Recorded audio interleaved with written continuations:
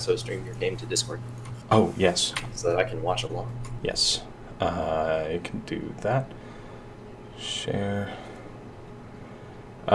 Since I'm playing the Switch version, so I am going to have to share just the Twitch screen, not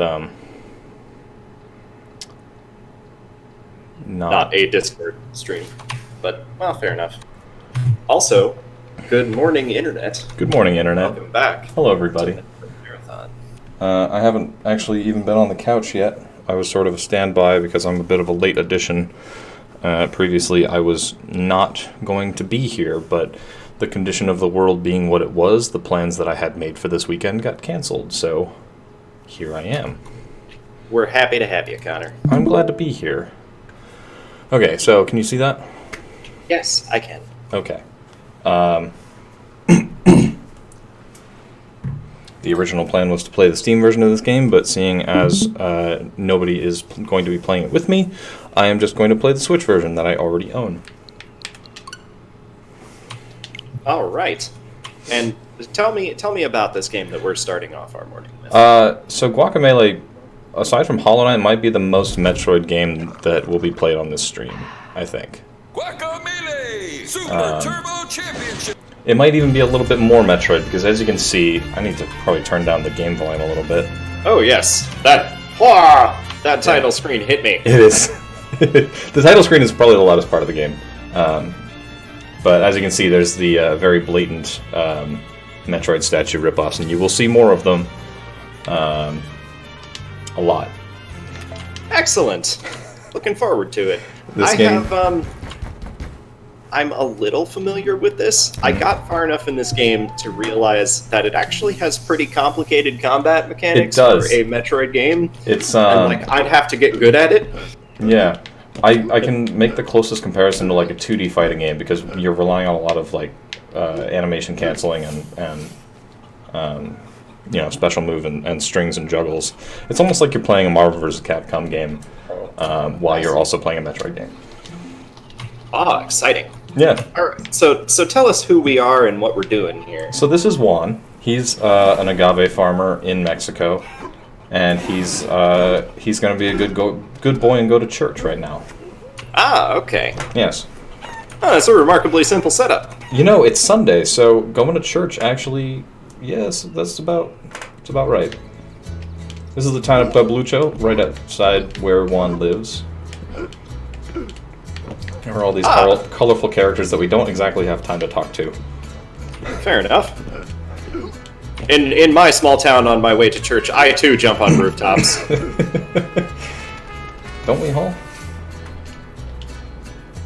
And you're the only one who bothered to show up except for the pastor. We're not going to church for service. We're being asked to destroy these barrels. That's it.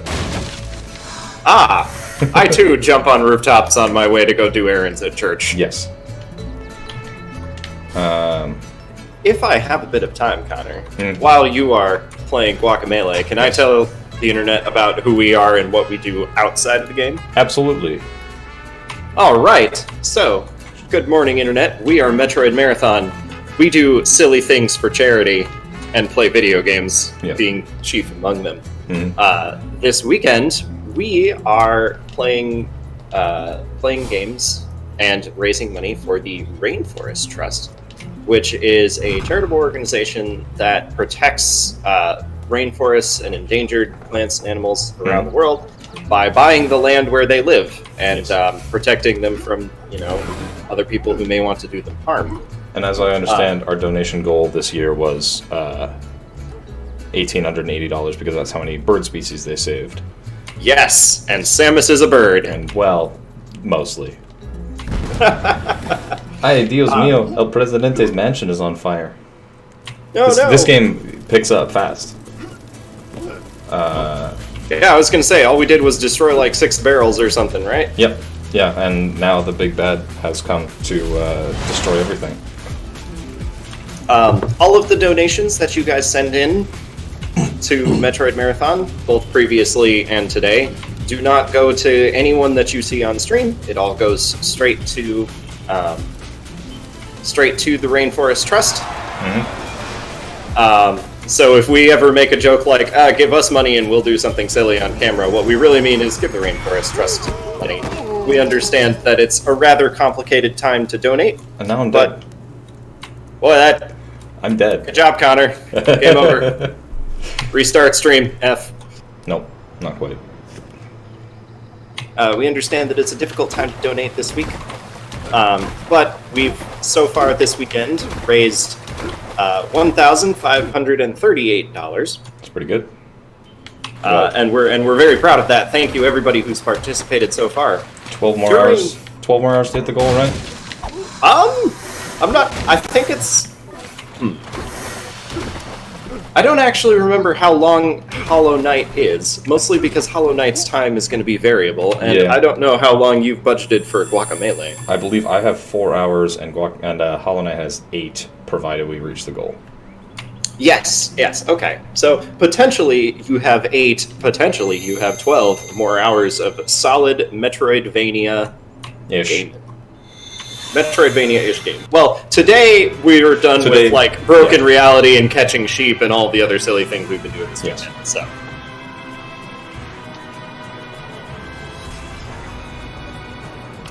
We have just put on a legendary Dead Man's Luchador mask, which is going to imbue us with magical powers. Wait, are we still dead? Yes, now we're not. Ah, okay.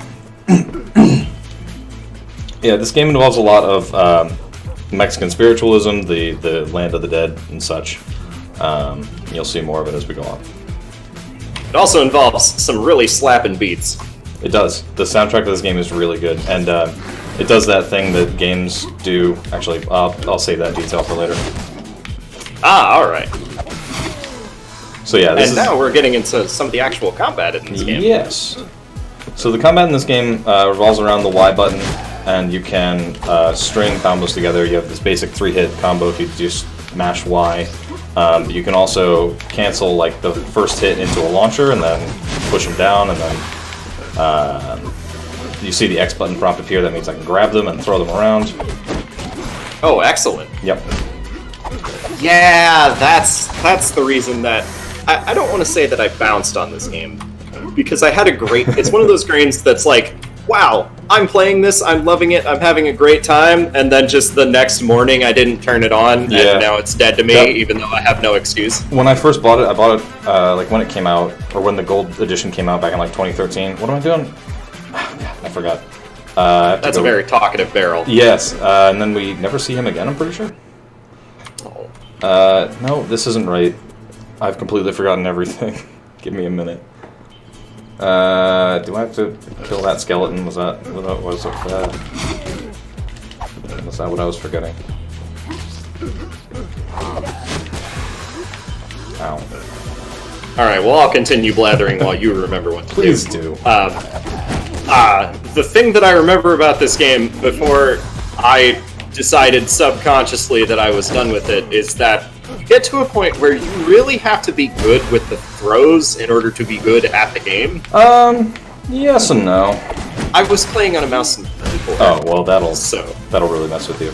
I only had 8 directions to work with. That's true. What the heck am I doing? In church. Oh, that's right. I have to go to the church and talk to him first before I... We have to prove that we are now the Super Lucha Warrior we have become. Pretty much. Chat. For the first few minutes of our marathon, I actually didn't have chat open. I apologize for that so much. Please spam ducks at me. But more to the point, if I am missing any of your questions, please restate them for my benefit. Because I don't have chat open right now, but I probably can. Oh, don't worry. I will be your liaison to chat. Okay. And, of course, chat is always welcome to spam ducks at me. I love them. I used our charity marathon as an excuse to sing about them. Right. So, this is where they teach us rolling. And so the rolls have iframes on them that you can roll through things, and you get this little like blue shield around you to show you when you did it right. And the enemies can do it too, just this one though. That's like the yellow poncho guy is the only one that can do it. Zdevi says, I didn't miss anything, which makes me feel great. He did follow up that Mike said that the base run of Hollow Knight was about 3 to 4 hours. Okay. Yeah, So, I did a test run of this, and it was like 3 hours, 15 minutes in-game, but I did it over a bunch of little segments, so I'm not sure what the real time is exactly, so 4 hours seemed like the safe bet. it's good enough. Yeah. Once you are done with Guacamelee, we will take it over here on Talon 4, and we've got plenty of silliness to do. Come on. I need to put on a costume. When we say that... Oh, please be the chicken. I can for now. There is a costume that I want to use to make the game go a little faster, but I'll do that later. You have to unlock it, right? No, the costumes are unlocked across save files, so I don't actually have to buy it again. And that's cheating a little bit, but by the time I actually want to use it, I will have had enough coins anyway. So don't hurt me. So, quick side note. This area's name is Forest del Chivo. Yes. Is that actually Forest of Chives, or is this game...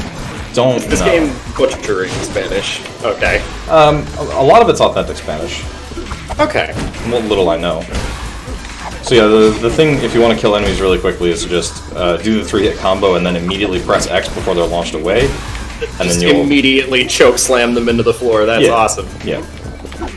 These ones have a little more health though, and they do the dodge, and it annoys the crap out of me. Yep, and it'll just dodge the grab. Ah, so satisfying. Yes. To just... Oh, there is... Okay, I thought it was going to stop me for some reason. There are points in the game where you will get stopped, and there will be barriers and mandatory fight sequences.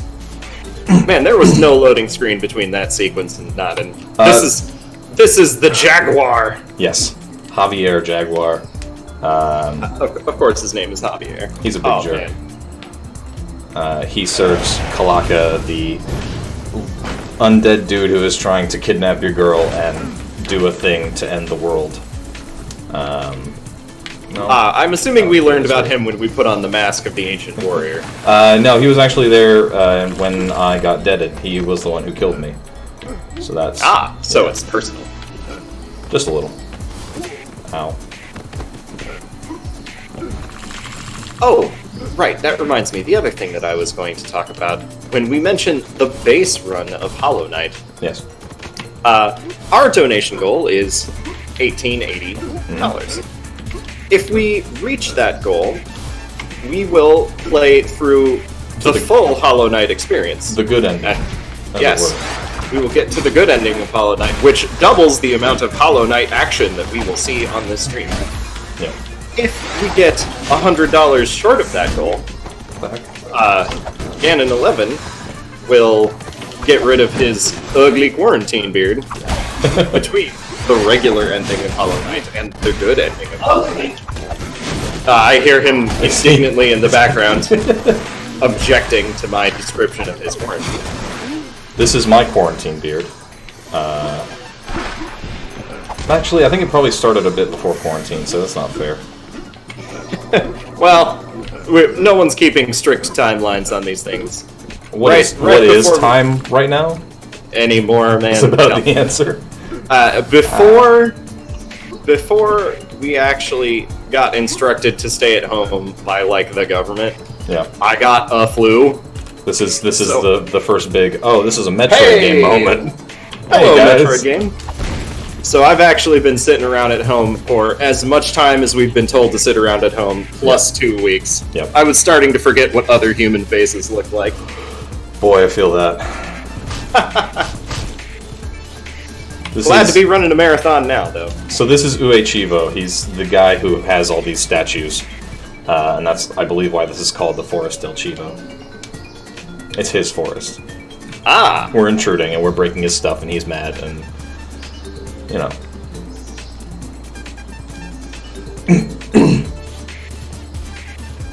Man, I need to stop talking for a little bit and just listen to this soundtrack. This is so great. Good. It gets better, too.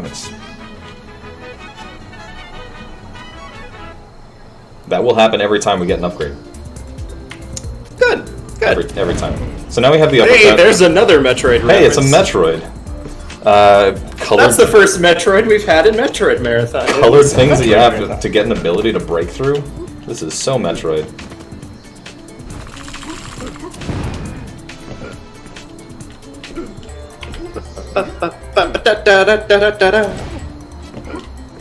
Some free couch music for you there. Oh, Couch. jeez. Sorry about that. That's fine.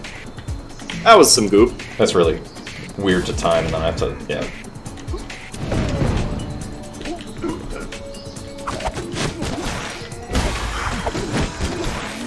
So a little bit difficult to see, but another thing that I remember about this game is that the artwork is also very strong. Not only in the Mexican wrestler theme that everything has going on, but just the little technicals. It looks like a vector art cartoon. Yeah, Kind of. in a lot of ways. It's very colorful. It has like these great visual flares on the special attacks. So you have like the those big like red lines on the uppercut. It's really pretty. Yeah. Ouch.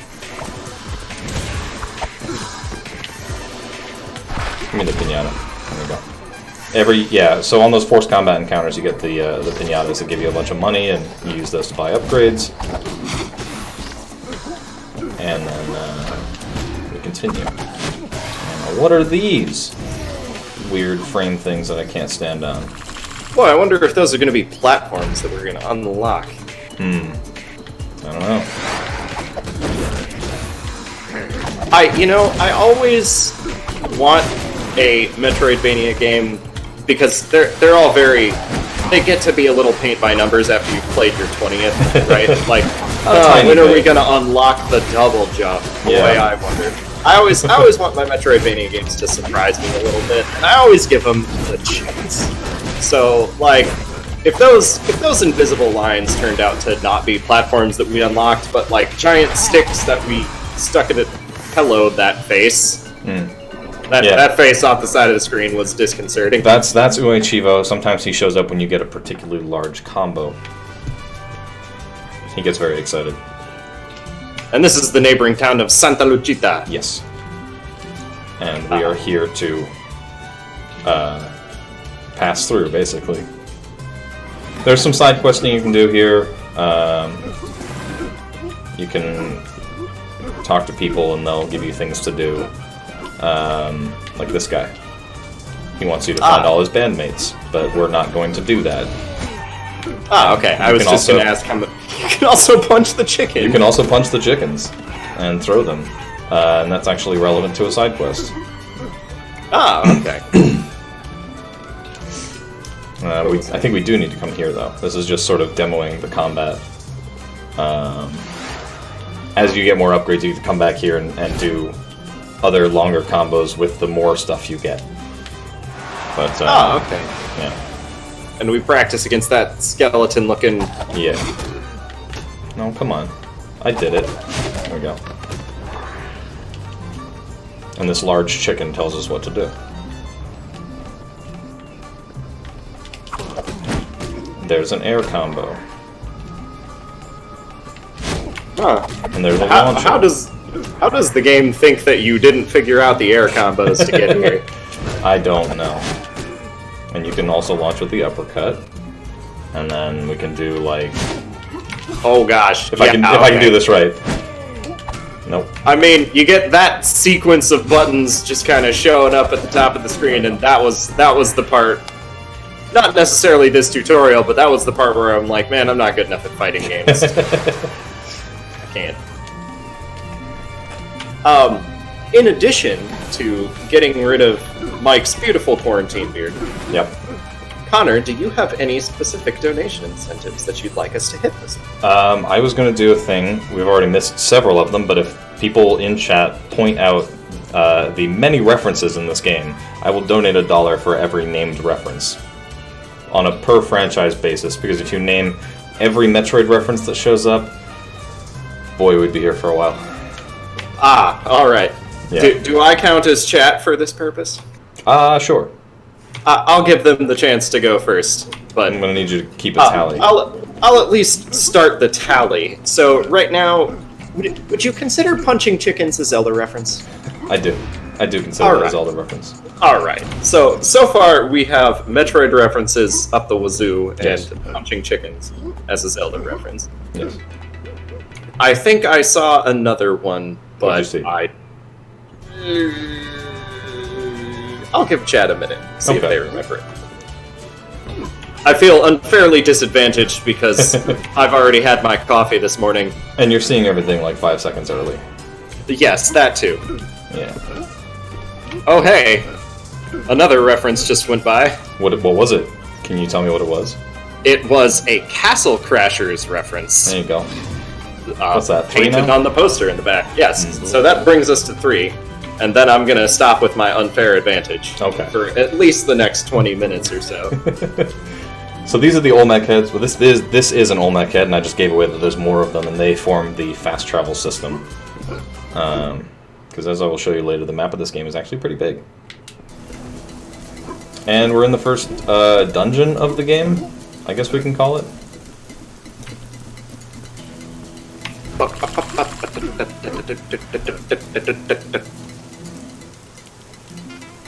Yes, I am just going in. I do want to actually change my outfit now. Is this the part where we need... This is the part where I want this. Because what the skeleton costume does is it takes away the stamina requirement of the special attacks. And those 2 little yellow things down there, that's how many special attacks I can do before I have to let them recharge. But as the skeleton, I don't have to do that. That seems incredibly useful. And also you look a little bit like Undead Elvis, so I will allow this costume change. The drawback to it is that you no longer get health from defeated enemies. Sometimes a little red orb will fly to you, and you don't get those when you're a skeleton. Okay. But so you have to get good, and since you've been practicing this game, you are good. Zevi in chat throwing serious shade at me, asking how I'll win without my 5-second advantage for video game references. The gauntlet has been laid down. I'm done playing nice, chat. Yes. I'm gonna gobble up the next reference that I find just for that. This is Chitabe. She's one of Kalaka's minions, and she's trying to flirt with me, and I'm not having it. Do you ever have that incredibly unsuccessful flirting moment where you just walk up to someone and go, ha ha ha, double entendres? All the time. All the time, you don't even know. I don't understand why it doesn't work.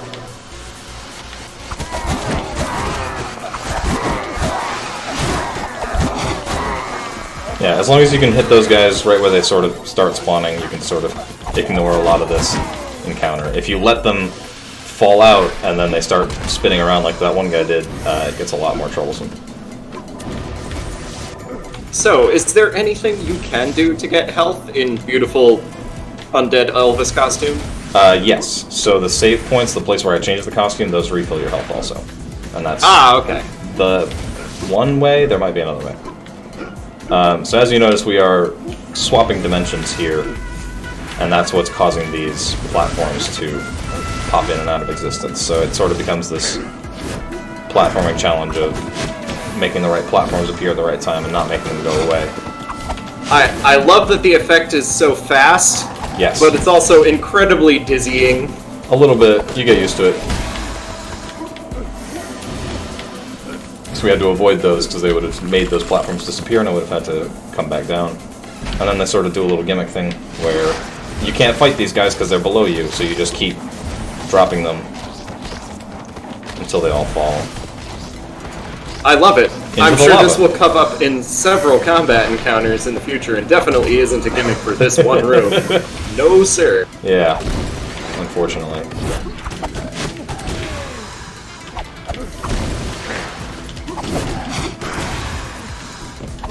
I'm not even sure I need to do this. Oh yeah, okay. I mean, one of them is... I forgot, one of them is a piece of art. If you want to chalk that up. Well, we've already made one. Hey, we already got Zelda. We already got Zelda. Started with punching. Yeah, so there are... it's only 3 to a heart here, thankfully.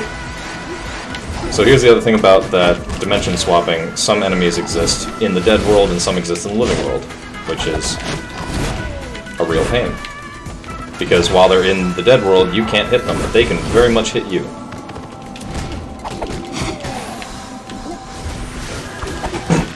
It's almost like this dungeon is training us for this mechanic or something with an item that we're going to unlock. What would make you say that? This is definitely the closest to Metroid that we've gotten all marathon. I wasn't aware of just how far people were straying from what defines Metroid when I suggested this game. Well, thanks for being a purist, Connor. If I had known, I would have gotten a lot more abstract. I would have suggested, like, Banjo-Tooie.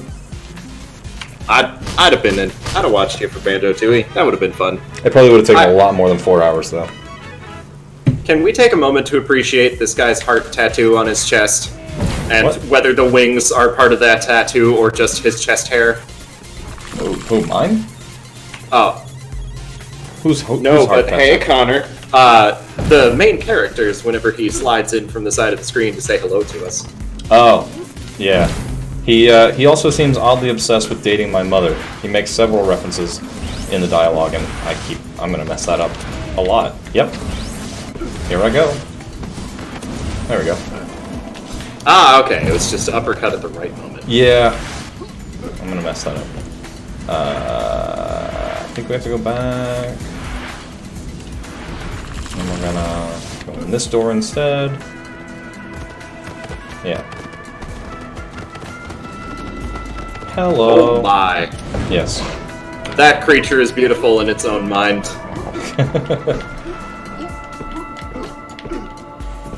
I'm trying to think. Of all the games that we played this weekend, I think Castlevania 2 was trying to be a Metroid game in its own way.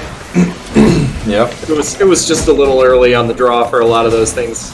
Yeah, for sure. I mean, the concept of a Metroidvania didn't really start existing until, like, Symphony of the Night, right? There were a couple earlier examples. I think on the Nintendo there was a Japanese game called, like, Fazanadu or something like that. Well, I'm talking just within Castlevania as a franchise. Like, they didn't really start doing the Metroid thing until Symphony. Yeah, they took the first steps in Simon's Quest, and then they realized what a horrible thing they did by making Simon's Quest and stepped away from that ledge for a few years. What a horrible night to play Simon's Quest. Oh, yeah. So we're just going to climb up the things back. It doesn't care. Keep going. And break another one.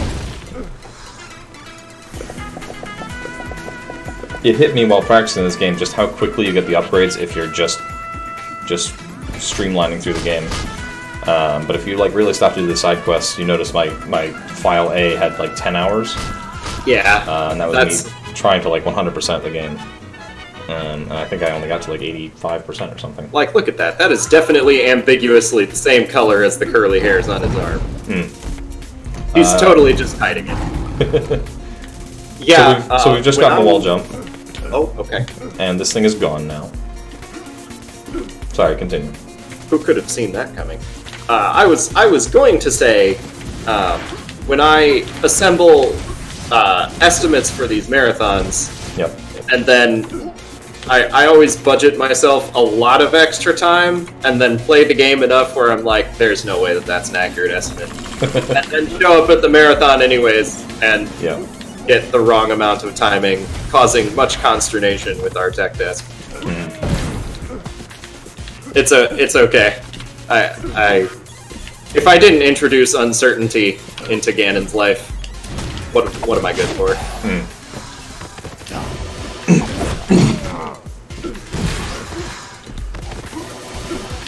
So the head smash we got earlier is actually the most powerful special attack because it doesn't give you any movement ability, it's just raw power. Because you kind of just stop in the air there. So we're gonna see that pretty much throughout most of the game? Kind of a lot, yeah. At a certain point with the skeleton outfit, so you don't have to use stamina, I'm gonna pretty much just be doing special moves into more special moves. And can I even... Oh, I need to do that first. Right. And then drop. Oh! This was fine in practice. Tricky. It's not. It's just a matter of, knowing when you've hit the portal and then changing over and doing the uppercut. Sort of a reaction test. Ah, crap. In case anyone tuning in just now is wondering, no, I am not the man singing in the background. I think it's multiple people. I want to say it's like a choir. For anyone tuning in just now, no, I am not the choir singing in the background. Oh, jeez.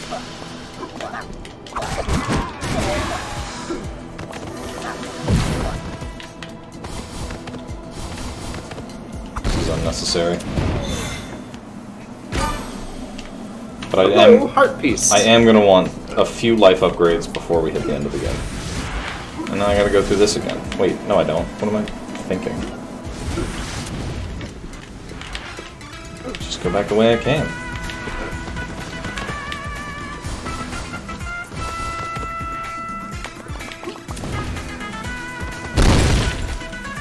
I will say, this game is very satisfying just to play because hitting things feels chunky and powerful. It also looks chunky and powerful. Yeah. Quite like your character's shoulders. Yes. And this lady's hair. Which, that's some kind of like sine wave. Gosh. She's gone. She's just mad because the big thing got out and she was attached with watching over it.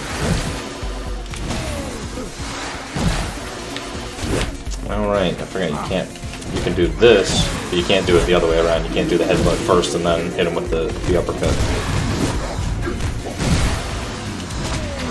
Zevi asks if I could be the entire choir singing in the background. Zevi, that was the donation incentive for DuckTales. We're definitely done with singing on stream now. Oh geez, you guys Please sang for disregard. DuckTales? Oh yeah. Nice. I don't know that chat could have stopped me from singing. But now there is definitely no more singing on stream from this guy, except for the part where I spontaneously forget that and do it anyways because I love video game music so much. Okay. I respect that. That's not what I need to do. Oh yeah, I'm gonna kill this guy first. And that sound, the very annoying sound, means that I'm low on health and I just got hit. The punch hitboxes on the big dude is, they're really kind of deceptive, so I'm like inside him, but the punch is still hitting me. It's very unfortunate. Hey, you didn't get put too far back. No, it sets you maybe like a screen back anytime you die. It doesn't set you to like the checkpoints. They're very kind in that regard. Ah! No, missed him. Okay. A beautiful headbutt to the hip bone. Yes. He doesn't actually have any. He doesn't have a hurt box on his feet, so you have to sort of jump up and hit him in the head. Those guys do a lot of damage, and I don't like it.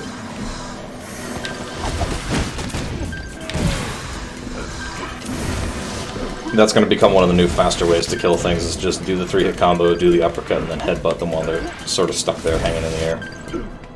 I tell you what, I believe you when you describe this combo to me, but it goes quite quickly, and I'm not seeing all the particulars, so I just trust that you know what you're doing in a very good luchador. Oh no, the screen zoomed out. What could be happening here?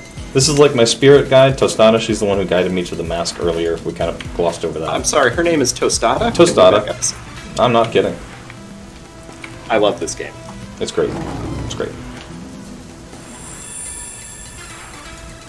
Good. I'm glad we established that just everyone is named after a food. Yeah. Are we also named after a food item? No, our name is Juan, yes. Ah, okay. I guess that's just the most generic name that generic Spanish name that we could pick. Yeah. If you wanna get into more Metroid references, this is basically that bit from Samus Returns where you have to outrun the Diggernaut. Metroid Marathon says he's the chosen one. He is. I think the game makes that joke at some point. Oh, good. I want to say it does. I continue to love this game more. This is going to become more relevant later, but these little green slime on the walls, you can't wall jump on that. Goodbye, auto-scroller dragon. And nobody wants to call out the reference to that. Wait, that was... Oh, I missed it. I hit a big axe, and the thing fell into lava. Oh, I didn't say that it was an axe. Yeah. Yeah. Well, that one's a gimme, so I'll let chat catch it. Oh, her hair does have a limit. It doesn't just flow infinitely below her.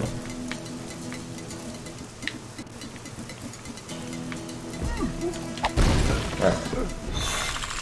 Time to get a life upgrade. Hooray.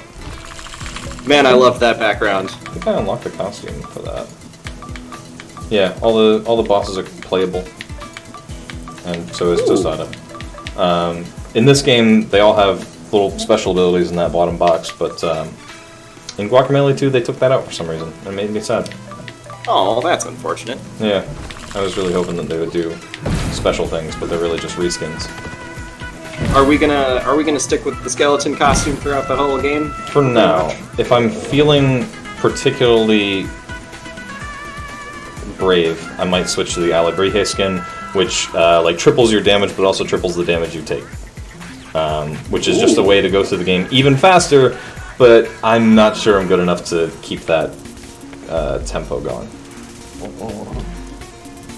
I understand your hesitation. Yeah.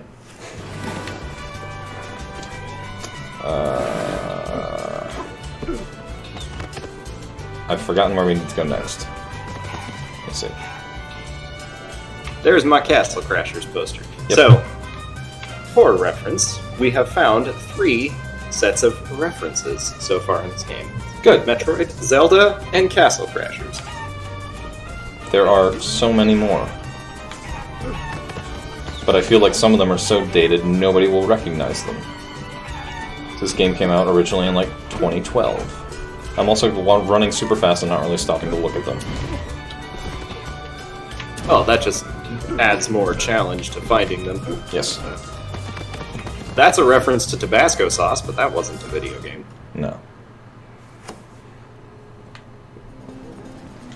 We don't go this way yet. I'm not... No, okay, we need that, which we don't have yet.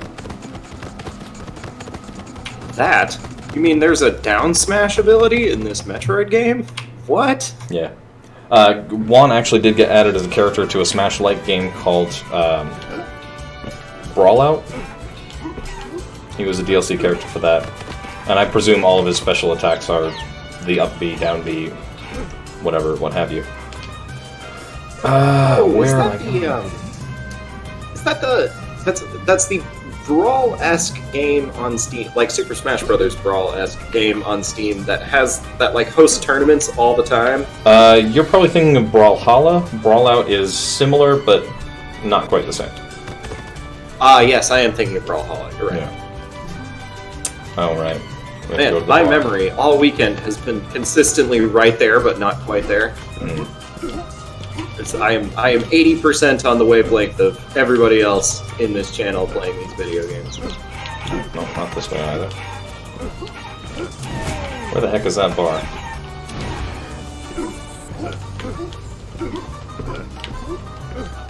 I'm like counting in my head all the ones that people aren't pointing out. Where the heck am I going? That's not it. Oh, bar. Big sign, says bar. He was hidden in the alcove, though. Hey, I recognize Flameface. that guy from the character select screen. Yeah. He also shows up when I die. At the beginning of the game. Ah, okay. Yes. Oh, man. He's here to have a Mexican standoff. He's also drunk.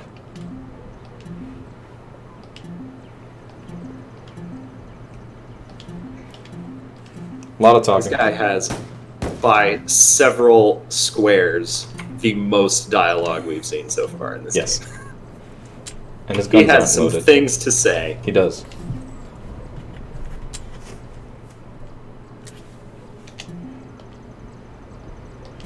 I like that he tries each gun twice with And he a gives flourish. he gives me money.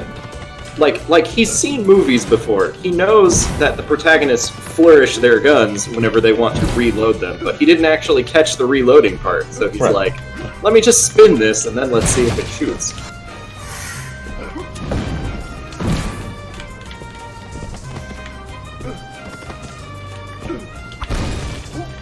Hello, life upgrade. What's with that little knee-high tunnel there? I wonder what that's about. What? More Metroidvania abilities? You betcha.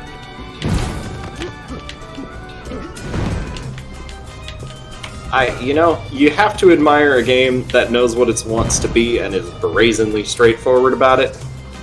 I would put Hollow Knight in that same category. Hollow Knight knew it wanted to be a Metroidvania, and it did not have any shame about that.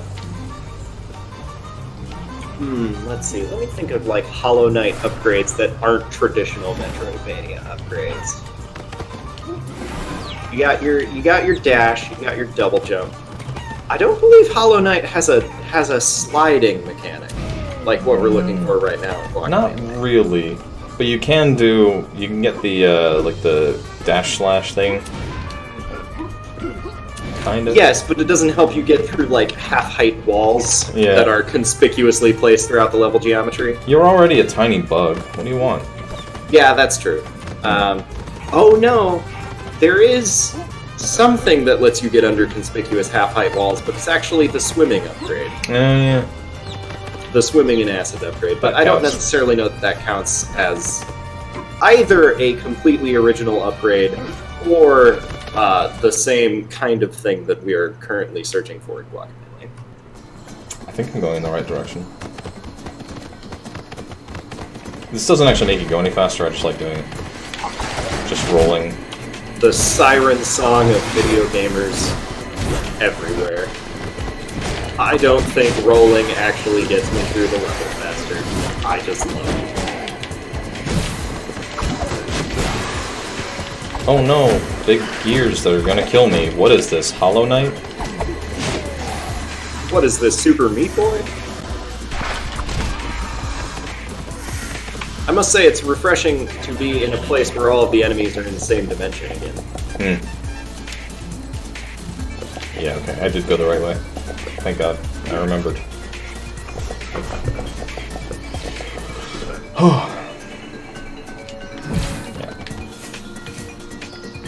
Hey, look. More. And now he gets mad at me.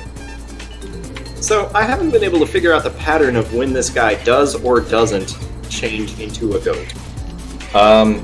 Is it just whenever he wants? Kind of, yeah. So now we're getting introduced to the game Super Meter, which is Intenso. It just ups your damage to insane levels and makes you faster. That's it. And also gives you this beautiful flame effect. Yes. Oh yeah, when you pop it, it's like a burst. It knocks everything away. It also yells Intenso! Yep. Which I'm not sure. Oh yeah, this game has extreme wrestler energy, as you might expect. I would wish for nothing less. Oh man, speaking of extreme wrestler energy, there was a show on like Nickelodeon back when I was... Are you going to talk about Mucha Lucha? Are we going to get on the topic of Mucha Lucha? Yes, on this stream? can we get on the topic of Mucha Lucha? Because I remember I have like loving the show. Fleeting memories of Mucha Lucha. You cannot ask me to remember any plot points of that show. I remember the character designs very vaguely. I don't remember the actual characters, just their designs. Yeah. And I don't remember anything else, and I'm sad now that I don't remember anything else about Mucha Lucha. I remember the flea. Okay, tell me about him. He's a flea, and he said that a lot. He referred to himself in the third person. Was that like his one-note character? That was all he did? Was he was the flea and he told you about it? Not exactly. He was like the sidekick to the main character, if I remember right. Yes. Yeah. And the main character's actual name was just Mucho, wasn't it? I don't know. Fair enough. Where in the heck am I going? No, we're not going to the tree yet. Oh, A lot of those like old cartoons, blurred into, because I used to spend hours just in front of the TV watching them all. I Yeah. blurred them into, this is a cartoon I enjoy for completely arbitrary reasons, and this is one that I don't for just as arbitrary reasons. Pretty much. Usually related to how popular the reruns were. Like, Dexter's Lab was a great game, or was a great show. Yeah, Dexter's Lab, 10 out of 10 game. But I started to dislike it purely because of how popular it was for the network executives to show over and over again. And I was like, I demand original content! All I remember about being a kid watching cartoons is I liked cartoons, I didn't like live-action shows. Yeah. That was it. When we got to the live-action block, Yeah. hello, Goatface. Thank you for showing up when we get enough combo. When we got to the live action, like Nick at Night stuff was always when I tuned out as well. Yep. Purely because, I don't know, real people's real faces aren't colorful enough. Yeah. Yeah, you hit like the intro for Boy Meets World and your brain just shuts off. Ugh, this might as well beat the news. Yep. Look at all these people who aren't consisted of flat colors. Yeah. No! Okay. I'll just sit here. Wait.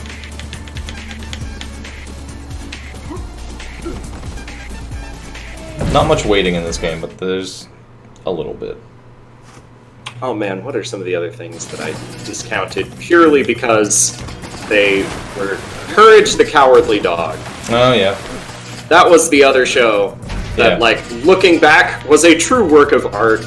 But at the time, the only thing I noticed was they really like reruns of this show, therefore I'm not interested. They did, for sure.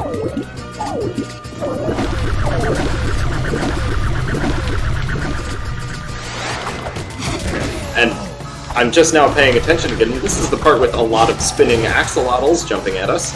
Yep. Can we do anything about them, or do we just have they're just there to be avoided and be annoying.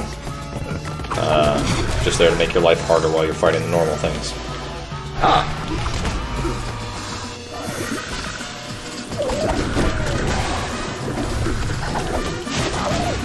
Would you consider them a Castlevania reference? No. Fish jumping out of water? Alright.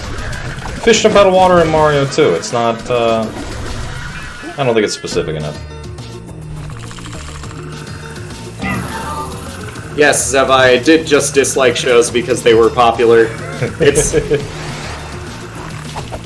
It's easy to be a contrarian when the reason you're actually upset is just your tiny child brain is just endlessly craving new material. Yeah.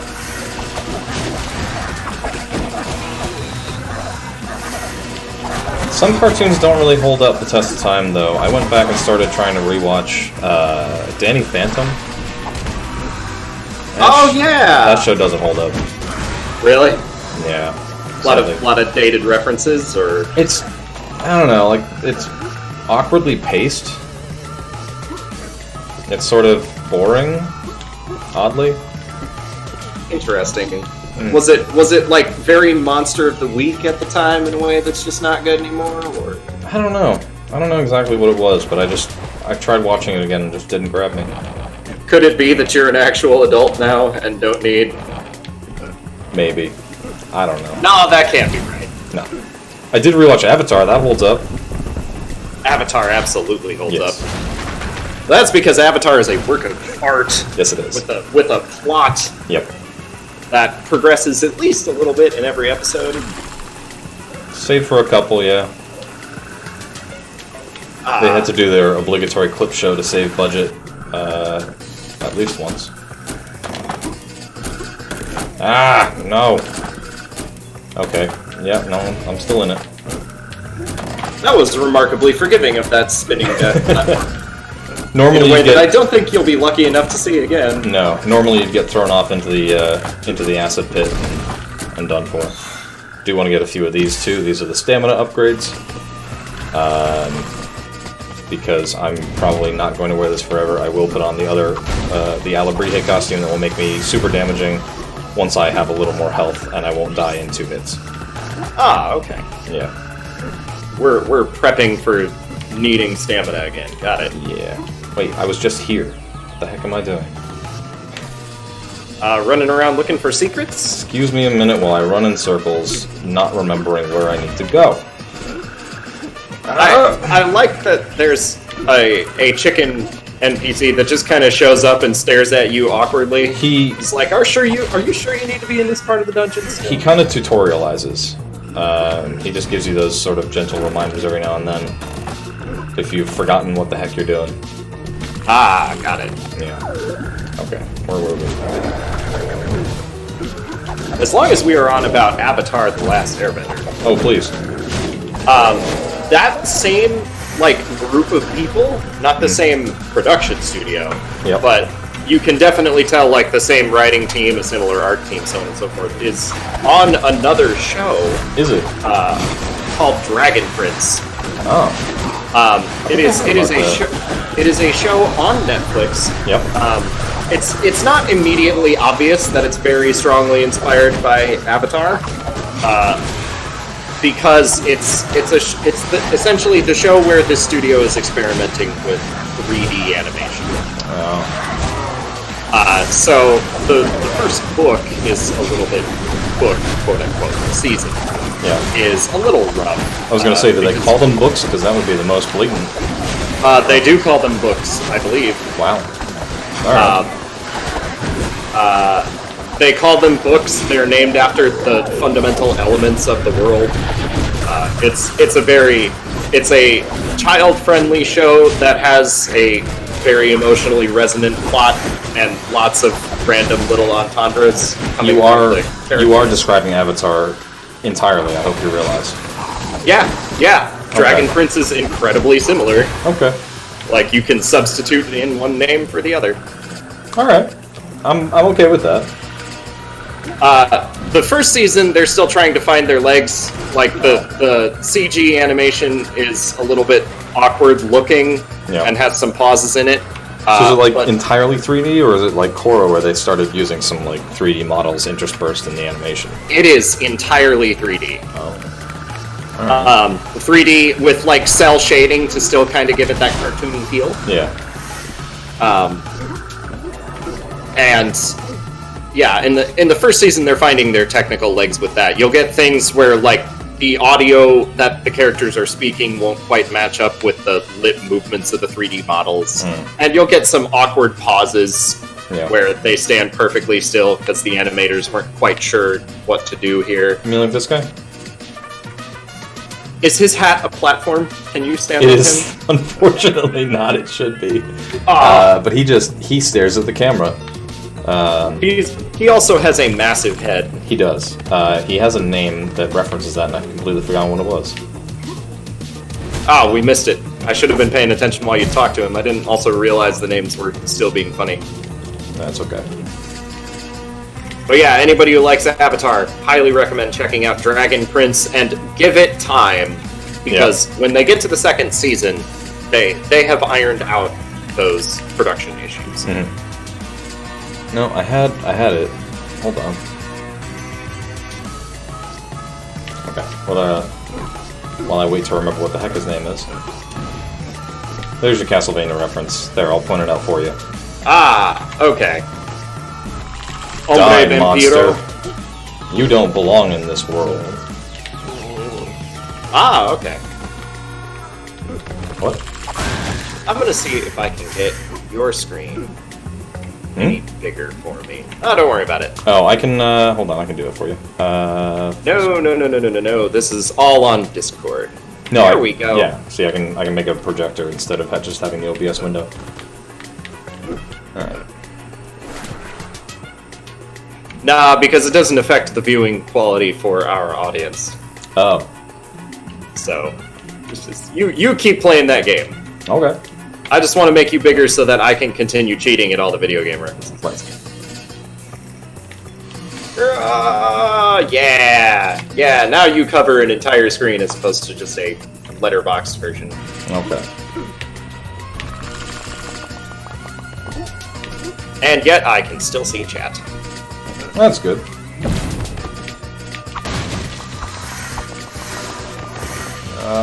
We want to go this way.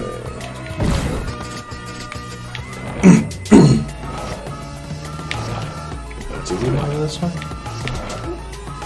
No, wait. Okay, that's fine. It's actually way better than what I had in mind.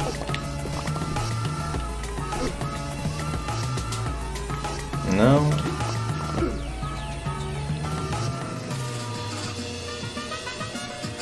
What have I done wrong? I mean, if nothing else, there's a whole lot of unexplored map. There is, but it's all blocked off, and I've forgotten where to go! Look for a bar in the corner of town somewhere. That's It's only gonna have a gonna really work. big sign that says bar. That's only gonna work once, unfortunately. Oh, right, these are short-lasting platforms. That's what I was forgetting. Because this is literally the only place that these show up. In preparation for us to unlock our new short-lasting platform creation ability. Sadly, no. It's nice to dream. Ow. And welcome to the primal aspids of this game, the chupacabras. If you're familiar with Hollow Knight and you have ever heard the name primal aspid, you should probably be retching right about now because they're horrible. I mean, now that you mentioned they're from Hollow Knight, I know exactly what things you're talking about. I didn't know their names, but I do know those stupid, Yeah, like, the ones that fire like the spinny blade tri. throwing. No, I'm talking about the bugs that do like the tri-shot thing that will always hit you somehow. Ah, those are also miserable. Yeah. There will be, I'm sure, a whole lot of primal aspid dodging. Oh god, I can't imagine. I will unfortunately most likely be asleep while Hollow Knight's happening. Don't worry, chat. I'll be awake and half coffee. Zevi says that I need to be able to see them so that they can bully me. Correct.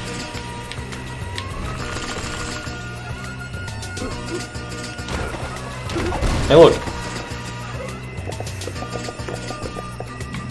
Speaking of Hollow Knight coming up, as the morning wears on a little bit, we get some more viewers, so I would like to take some time, whenever you have time, Connor, Yep. to talk about the Rainforest Trust again. go for it. I think So- we're good for now. We are Metroid Marathon. We play video games for charity. This time around, the charity that all of the donations we receive is going to is the Rainforest Trust, which is a group of people that protects rainforests and endangered species, the endangered plants and animals that live in them all around the world by buying parts of those rainforests. Yes, you can read more about them on their website, which Nightbot kindly which Zevi kindly just posted for us. We are raising money to donate to them. None of your donations are seen by the Metroid Marathon team. All the money goes straight to the organization that we're sponsoring in this particular marathon. It may be difficult for you to donate right now, but anything you can do is appreciated. Yes, absolutely.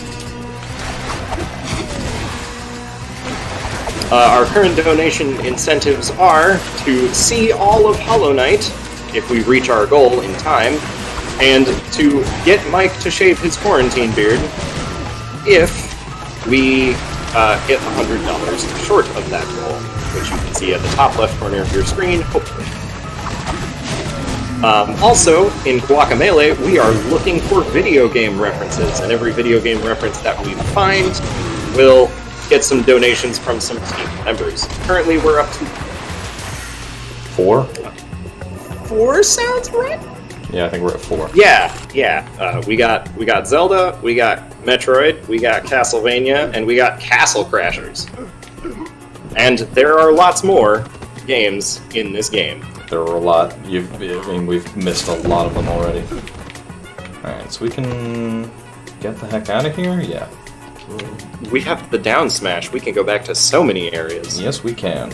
I've just forgotten which one I'm supposed to be going to. But I'm pretty sure it's the desert. The guy with fire for a head seems promising.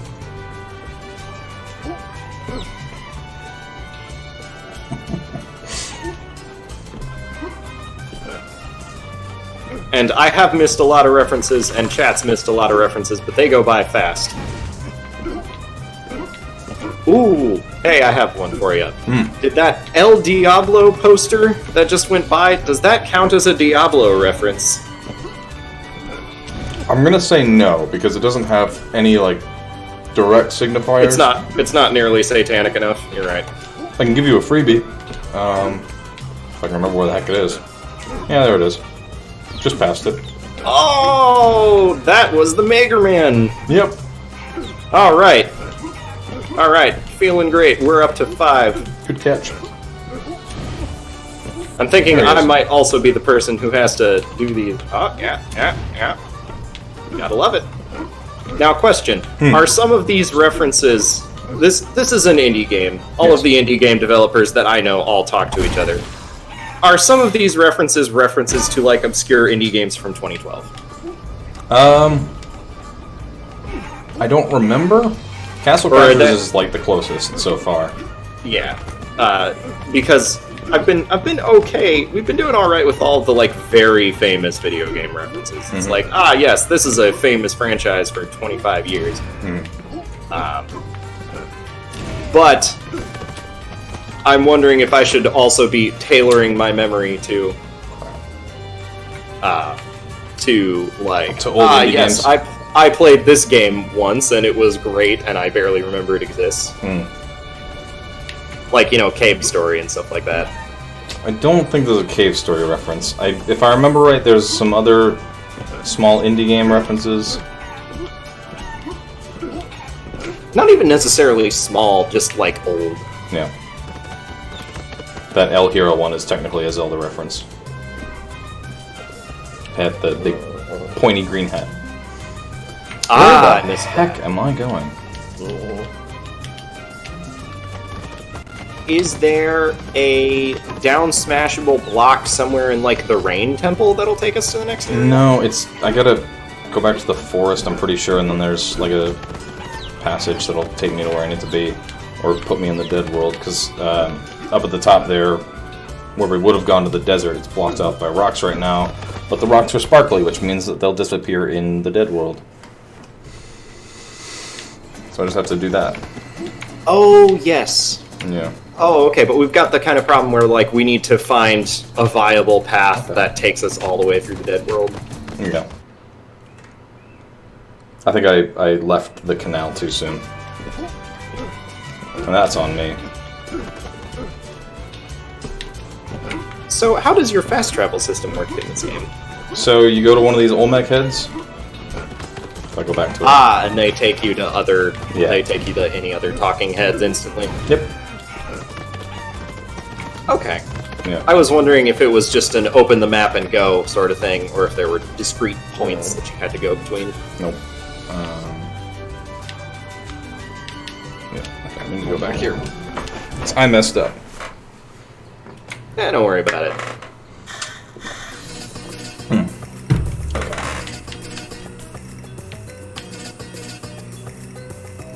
Right, okay. I think I got it. I think I understand. I could be totally wrong. Let's find out together. I am just loving the music still. I've got time. Wow, that was a giant mural of something. Not a video game reference. Okay. Hey, buddy. Hello, large head person. No, this isn't right. Where am I supposed to be going?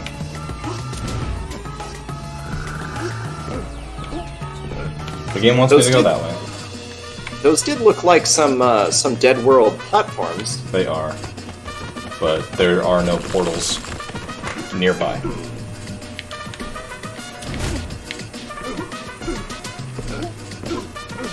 We need to find the lens of truth. Oh, if only.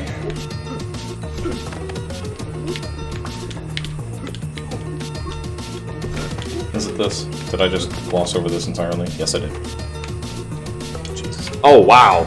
Okay, I don't blame you. That was subtle. Yep. Sometimes it is a game of finding where the like one place you haven't gone yet. This was a Kickstarter bonus boss, I believe. Ah, is he part of the base game or? No, he was only added in this version of the game. Okay.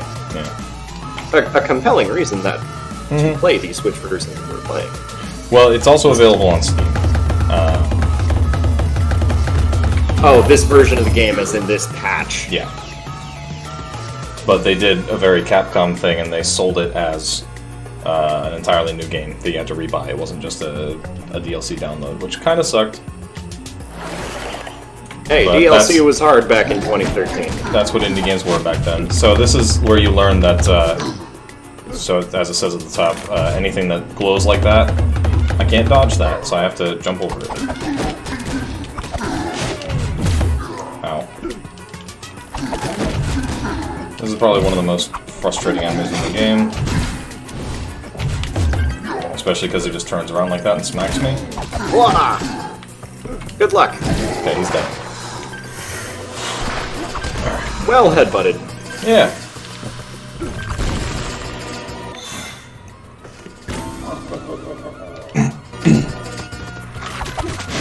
The background that goes by every upgrade we unlock that's just brilliantly pastel triangles. I'm loving it. It gets a little disorienting, but yeah, it's nice. Alright. While you Yep. play more Guacamelee, it is time for Virtual Couch to negotiate coffee cup number 2. Oh, how fun with that? I'm gonna go see if I can recruit text assistants for this. Oh, come on. What the heck? You just dodged my throw? Oh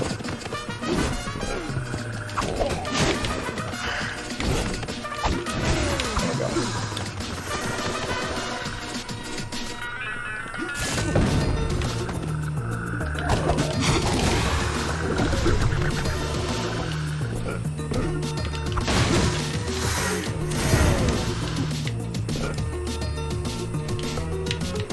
I should probably talk. So, while I'm getting lost, we can... I wish I had donations to read about, and I don't. Alright, this is Mike, the substitute Mark. Hey, Mark Mike. is going to make some coffee. I have never made a cup of coffee in my life, and I'm not going to let a little lockdown start me now. So, I'm going to hang out here. I feel that. I have never made a cup of coffee either. Actually, I might have made one, but it wasn't for me. And now we are in Pico de Gallo. Welcome to Pico de Gallo. Just to continue the amount of food references in this game. It's not really helping with my whole didn't eat breakfast state. So I've noticed a couple references that chat hasn't noticed, but I feel bad pointing them out because it seems like me just very excitedly saying, give Rainforest Trust more money.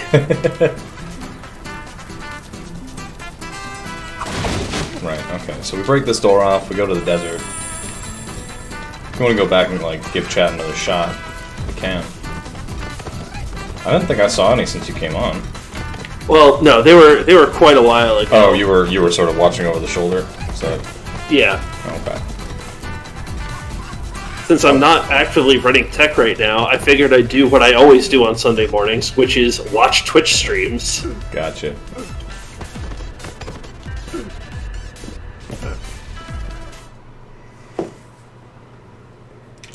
Me, when I'm hungry and when I get the chance to, I got some cookies here in front of me that we made my last gosh. night.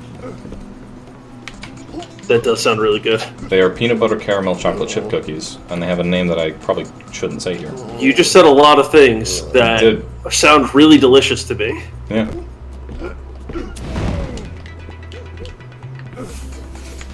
Alright, now we're where we should be.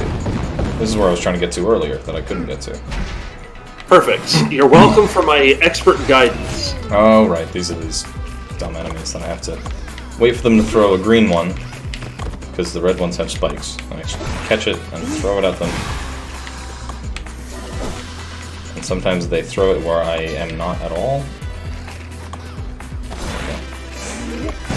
I can see how this would be hard for Mark on a keyboard, because there are those times where you do have to aim a little more specifically than 8 directions will allow you. Yeah, that doesn't seem ideal for keyboards. Yeah. I wonder if you could use the mouse, but I also wonder if you played this far into the game, why start using a mouse now? Yeah. I'm also wondering if there's some sort of aim assist, because I've sometimes felt like I'm way off and it hits anyway, even on a controller. So it might do that on keyboard. Just linger on that for a moment. Anybody want to say anything? No? Okay. Ow. Nope. I hate these things. Yeah, and there we go. So, as I mentioned to Mark, these are the primal aspids of this game. And I hate them. Because much like the primal aspids, they will just fly away from you when you least want them to, and just lob projectiles. I'm not a fan. They don't seem great. Like, he's just gonna sit there until, thankfully, when I'm in the throw, I can't get hit. But yeah, no, It is actually he's just fortunate. way out there. There we go. Now's about the time where I should probably start buying upgrades. That sounds helpful. Yeah. Because you can just buy pieces of heart here. There's one in particular that I want to get before I get anything else, which is that. That's going to be a big help on the final boss. Intenso health regen. Yeah, so while the Intenso is active, which is our super meter, I will just slowly regenerate health. And that's going to let me just go ham on the final boss and not give a crap about what he does. Seva has called out a cactuar. Yes. So a Final Fantasy reference. That was what I lingered on there for a little bit. Good job, Seva. Congratulations. I missed it. Alright. A few health upgrades so I don't die as much. That's good for now. The speedrunning strat for this game involves a lot of wrong location glitches, which you do something at a certain position in the pause menu and then restart the game and you end up in a completely different place. And we're not going to do any of that here. We're not that fancy. We're just going to acknowledge that it exists and move on. Yep, pretty much. It's about my experience with wrong warps in Zelda.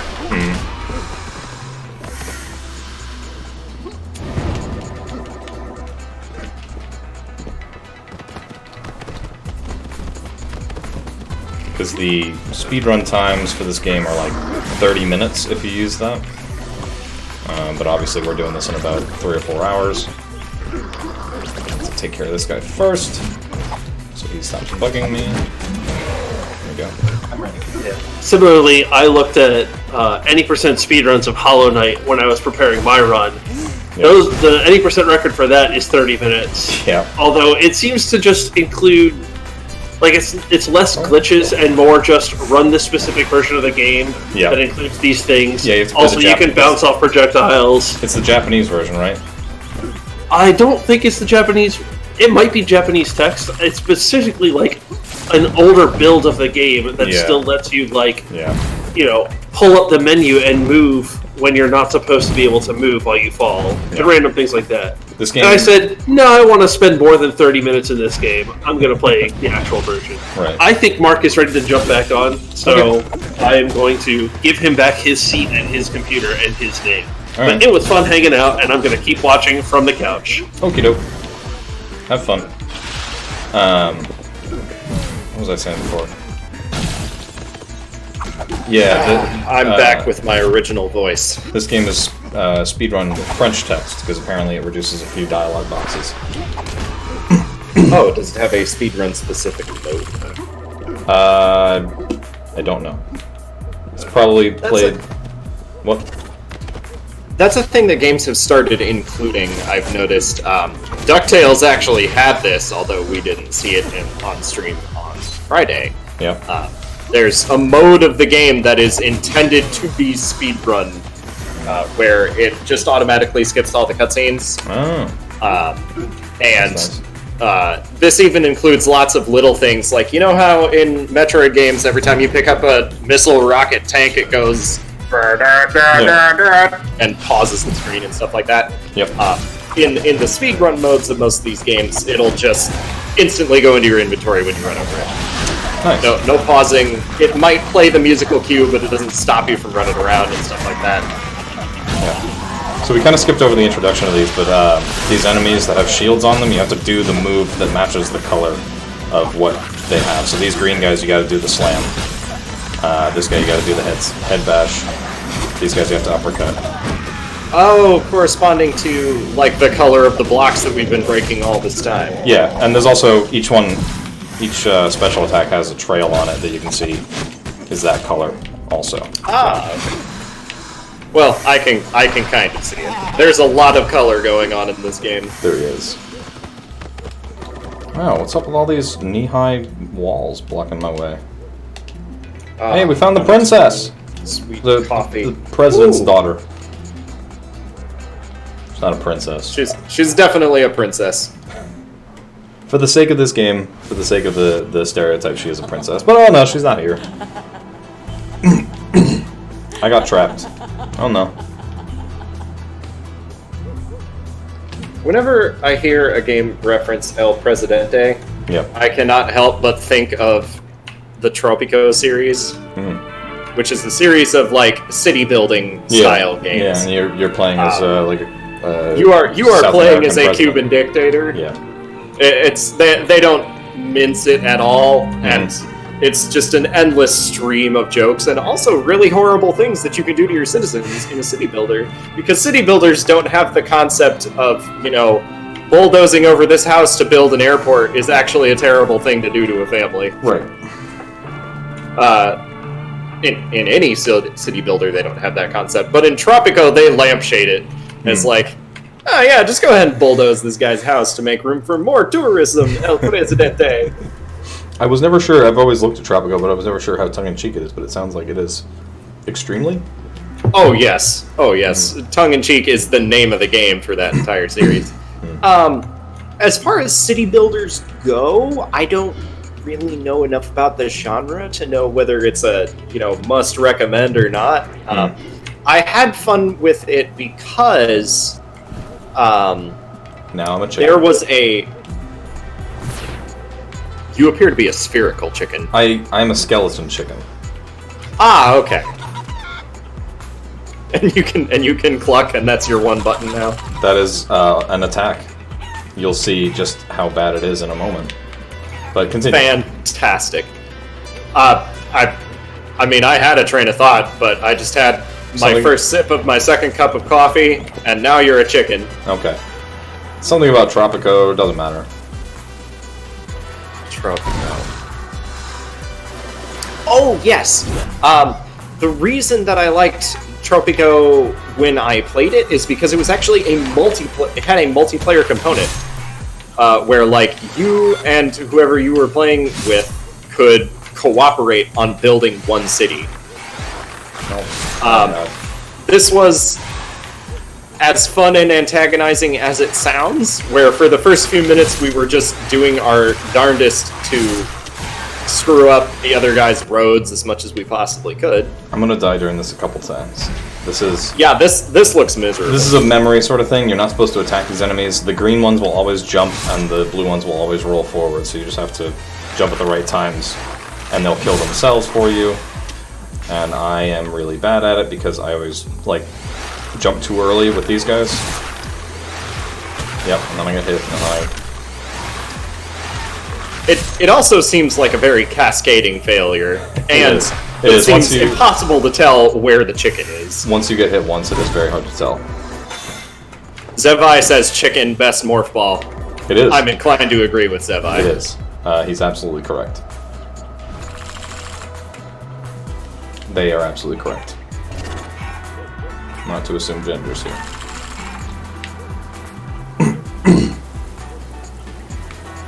Oh, hey! My alarm is going off on my phone. Guys, did you know it's time for me to get out of bed? Oh, wow. Welcome to Metroid Marathon.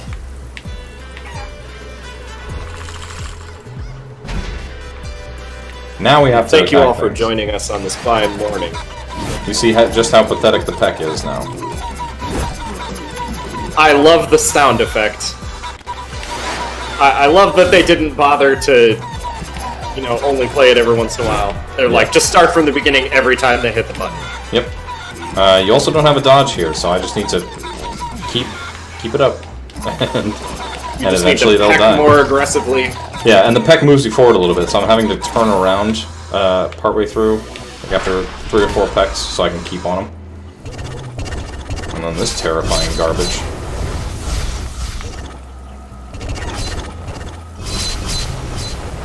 I don't know, Connor. It seems like a peckin' good move. Alright, here we go. Okay. Hello. Zevi, thank you for your concern, but I did manage to stumble out of bed. Mostly because Tech had to show up today and turn the stream on for us. We're glad to have you here. Now I'm not a chicken. Ooh. So yes, now I can actually use it as a morph ball instead of being stuck as a chicken. And now we're out of here. That's a very cute little twist on the morph ball mechanic, is actually forcing you into it for a little while. Yeah, Guacamelee 2 does a lot more with the chicken. You actually get special moves that are specific to the chicken, and they're really fun. But here, all you have is the peck, and if you waste a lot of time on the game, you also get morph ball bombs. Ah, okay. You do get that. That's not a video game reference. Does it count? It absolutely counts.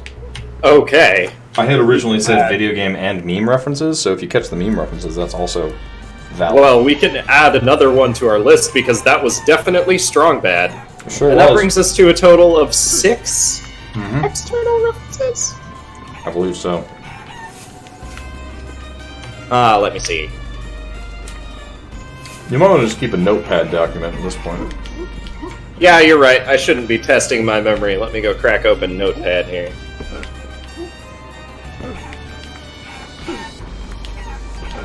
Alright. Give me just a minute to write this all down, chat. Yeah, so now I'm in the Dead World version of Santa Lucita here. And there's some dead people we could talk to, but we're not going to. Because again, we don't really have time to side quest.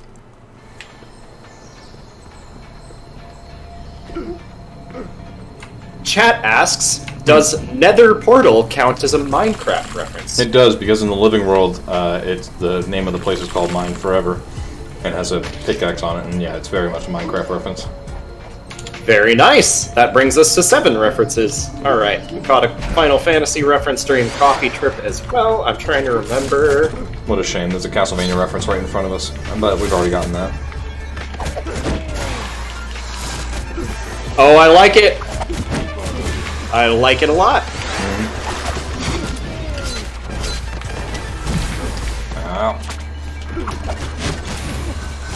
Ow. I hate those things.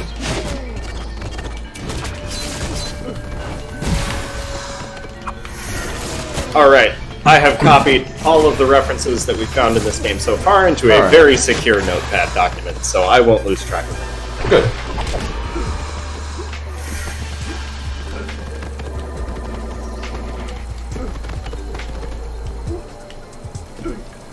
I guess we could broaden it to just any pop culture reference is fair game here.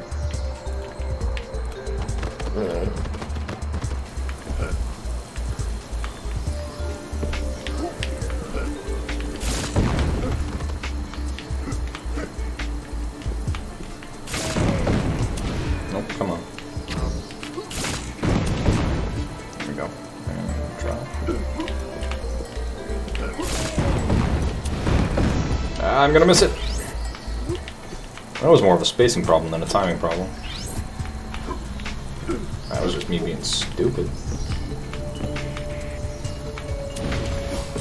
Oh, come on. It's hard to get this without, there we go.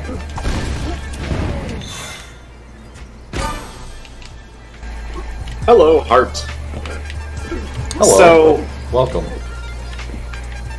oh, I was talking to power-ups on the screen. That was not somebody joining us in chat.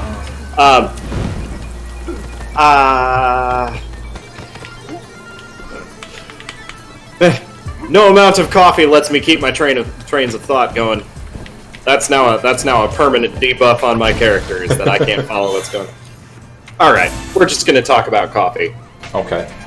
One day, somebody walks into my office, says, Marker, do you drink coffee? Yep. I'm like, no. And then he proceeds to put a French press down on my desk, back when I had an office and a desk, and says, well, you're about to. And over the course of the next week, we go from making incredibly rancid tasting coffee to making good coffee in a French press. And now it's a permanent fixture of my morning. I'm so sorry. So thanks to my coworker for that addiction that I didn't need, I'm now really good at making French press coffee. My fiance has a French press. She adores it, and I don't drink coffee. There's a lot of finicking involved as compared to just like a drip machine, which is literally push button, receive coffee. Right. But I kind of appreciate little finicking rituals as part of the day. I think that's why vinyl is still a thing. Exactly. For a scant few people. And like, I'm probably not actually good at making coffee. I probably can't tell you the difference between all of the different ways that coffee is made if you put 3 cups in front of me and said, go. You think you know coffee? Name one coffee. One whole coffee thing. Definitely can't split apart all the different kinds of roasts, but that's the sort of thing like, yes, this bottle of wine is slightly more fruity and aromatic than this other bottle of wine. Of course. One of those, like, nobody actually knows. No. Everyone's guessing. Nothing matters. Just enjoy it. Pretty much.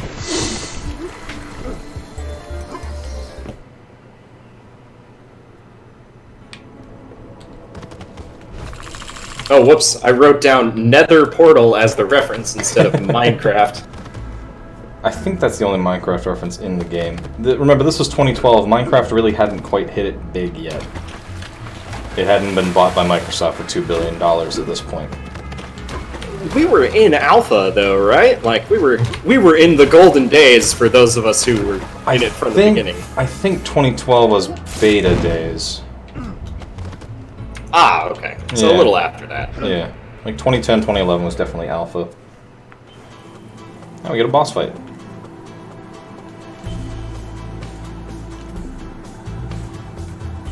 One day, I aspire to have a cave in the bottom of a Mexican village that has a giant painting of myself on it. Zevi concurs with you that 2012 was beta time for Minecraft. Ow. Oh, we're actually fighting her now. Yeah, we actually get to fight her. She sends out those annoying purple things that I can't dodge. I'm gonna get hit by a lot because I can't figure out a basic. She seems to show up anywhere. Yes, but she sends those out in a predictable 8-way, no matter what. It is one thing to see a pattern in a game and go, yes, I know exactly what to do. It is another very much to execute. Oh, right, that happens when she does that. Ooh, scary. Yeah. As part of preparing for this marathon, Mike watched me play a little bit of Hollow Knight. Oh, yeah? And it's definitely going to temper my commentary later today, where I would normally be sassy with him for, like, every tiny little spike he gets hit with. Yep. Because I ate all of the proverbial caca. Doo-doo. In just about every single bug in that game rocked me. Yeah. And, you know, I'm okay at video games. I played DuckTales. Yeah, it's a learning experience no matter how experienced you are with video games when you first play Hollow Knight. Dang it. She does this thing where she clones herself and you have to find the real one. I'm inevitably always wrong. This boss seems like a nice little quiz of A little bit. all the It's mechanics a we've knowledge got so test far. for sure.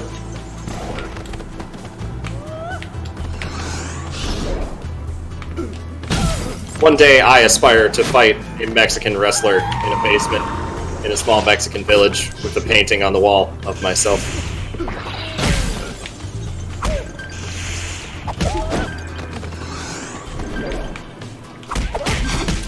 I really hope I don't have to do this boss fight over. Okay, good. Very nicely done. Yay! First try. No audience, like any other thing to clap for me. I hate being at home alone. I think we're keeping track. My fiance lost her job, so she's been keeping track of the days since that happened. It's been like 40. And that's the only way I have of telling time now. Oof. Now we're getting backstory on the big bad guy. This guy, if you ask me, look at the pictures of these 10 people and tell me who is the big bad of Guacamelee. He is the one by far. That mustache is the one by far. Yeah. And then he got bonitis. Sorry. Oh, no! He broke his arm.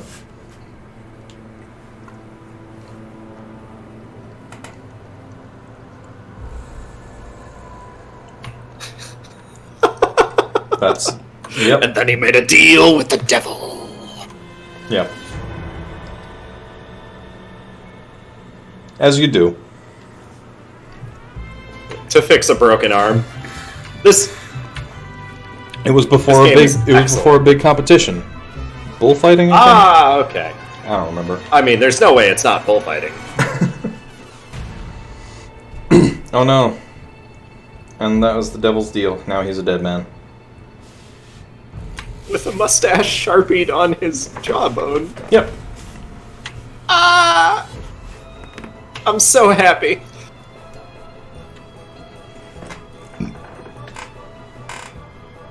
Ah, yes, this is how you get back at the devil in this game. You get chickens to battle on your behalf. So that guy who helped us, he gave us the power to transform back into a human. That was the devil. Ah, okay. The devil's a chicken now. Ah, because the devil is being controlled by this guy. Got it. Sort of. Metroid Marathon Chat asks if this entire plot is a reference to Devil went down to Georgia. He was looking for a soul to steal. I don't know. I mean, I suppose you could make the argument, but a lot of things have referenced playing games with the devil. You could argue it's a Tenacious D reference if you wanted to.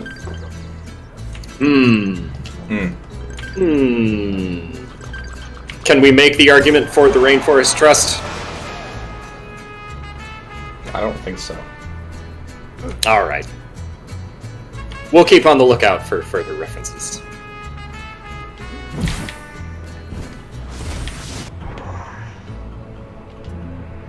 Ah, in true shonen fashion, we beat her up and she's our friend now, teaching us how to use the power that we just unlocked. Yes. We now have the ability to swap dimensions freely without those portal things. Which means now we have to remember all of the other places that we forgot in this game. Not exactly. The important one was the rocks, right? No, actually, we sort of skirted around that by going to a different area. Ah, okay. Ah, why did that happen? Okay, hold on. There we go. But now we have to go to the tree. That's where we're going. I think the chicken does go a little faster. Unfortunately, the clucking slows you down. Otherwise, I'd be doing that all the time. Oh, yeah.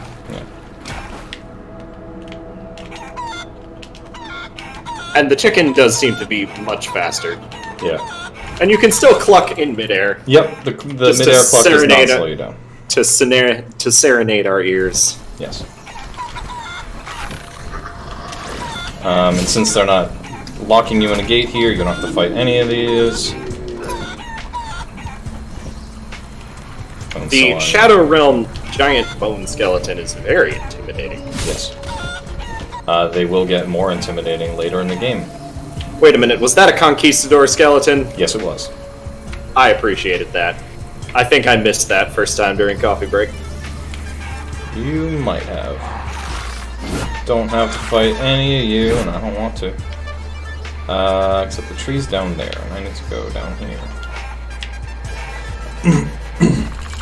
I like the idea that the servants of evil see this skeleton chicken wandering around on the floor and go, "It must die! Yeah. It is clearly our opponent!" Yeah, well, wouldn't you? I mean... every undead chicken I see, I just immediately start attacking on the side of the road. Not every day you see an undead chicken. Yeah, so the thing I didn't mention earlier that I wanted to is that the soundtrack actually changes based on which world you're in, which is becoming increasingly common if you play, like, this is the one I'm thinking of, the one where you're a ninja and you go between the 8 and 16-bit. I completely am blanking on the name of it. It came out, like, last year. The Messenger? The Messenger, that's the one. Haven't played it. I recognize the name now that you mention it. But was it good? It was pretty good. It's weird though. Like you go through the first half of the game in like entirely 8-bit, and it's like a straightforward Ninja Gaiden. Every screen is a challenge screen, and then you hit a certain point in the game and you get a 16-bit transition, and then it does the thing where you can go between them to make certain things happen, because it's like a whole time travel plot. But the problem is that every screen is still a challenge screen, so you still have to go through like every puzzle, even though the world becomes non-linear and more of a Metroid game. Which I found kind of frustrating. I mean, the concept sounds fun to me. I might still give it a shot. It's a cool game, and it got some free DLC, which is nice. But it was just odd to me that they like wanted you to backtrack like it's a Metroid game, but still keep every screen kind of very hard to get full through. of things to kill. Yeah, or puzzles to traverse, you know? A bit like this. This looks pretty tricky. This is not that bad, I'm just screwing up. in chat asked us, are those Metroid statues? Zevi, yes you were, or yes those were Metroid statues. That was one of the first references we found in the game. Yeah. So you are correct, just late on the draw. Yeah, just not worth Thank you a for point. paying attention. Yes, it's a point we already have. I don't know if I can get this yet. Wait, maybe? Yeah, okay. No? Just slide down a little bit so I don't hit my head on the ceiling. Okay, we got it. That was a lot of work for $100. I mean, as an agave farmer, you gotta take all you can get, you know? Absolutely.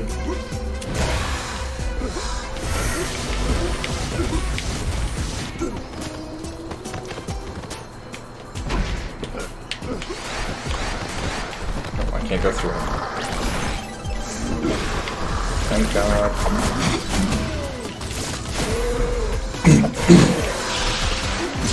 Ow, no. Not what I meant to do.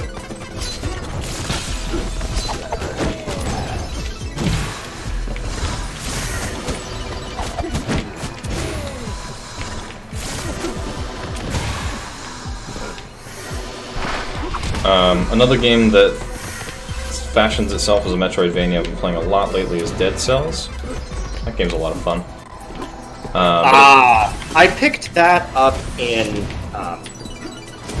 when it was still in like early access. Yeah, me too. And it was like $3 or something. They put it on sale. Now it's like $25. Yeah. Yeah. I had a lot of trouble like figuring out where to go and figuring out what at the time was like the itemization system. Yeah. I felt like I was finding a bunch of stuff that was all just junk and not actually learning how to play the game. I should give it another go because apparently they've redesigned basically everything. They have, yeah. I had that problem too. I put the game down for a while, and then I bought the Switch version, and it takes a few runs for it to really pick up, but once it does, it is a lot of fun. I mean, it's not something. A few runs through a roguelike Metroidvania, which is a sentence that just reads like everything wrong with indie development today. Please like and subscribe. a few runs through a roguelike Metroidvania is something that I'm definitely willing to put up with. Yeah. It's worth it. It's a fun game. I definitely wouldn't call it a Metroidvania, though. You're not backtracking. You are sort of linearly You're dying to go back to the beginning? Yeah. I hate these things, because if they blow up, you die. And they're on that Sakura says, we're jumping between 2 timelines to change the level. Seems like Titanfall 2. Zacharias, I appreciate the reach. Is that what Titanfall 2 does? I appreciate the reach for a video game reference, but I don't think that's a unique enough one for it to fly. Doesn't count. Also, this actually isn't even timelines, it's just the living and the dead. Guacamelee 2 is timelines. I mean, it's one palette and another palette. Effectively, yeah. I wonder what this is going to be. Also, welcome back to Metroid Marathon, Zacharias. Good morning.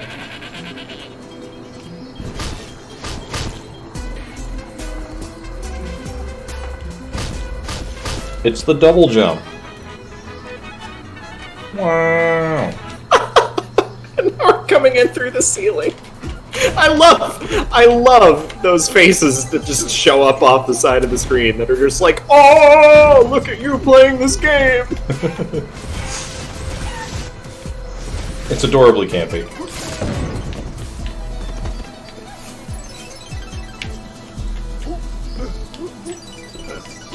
We can even do like a little somersault. Now we can wall jump between much greater distances of walls.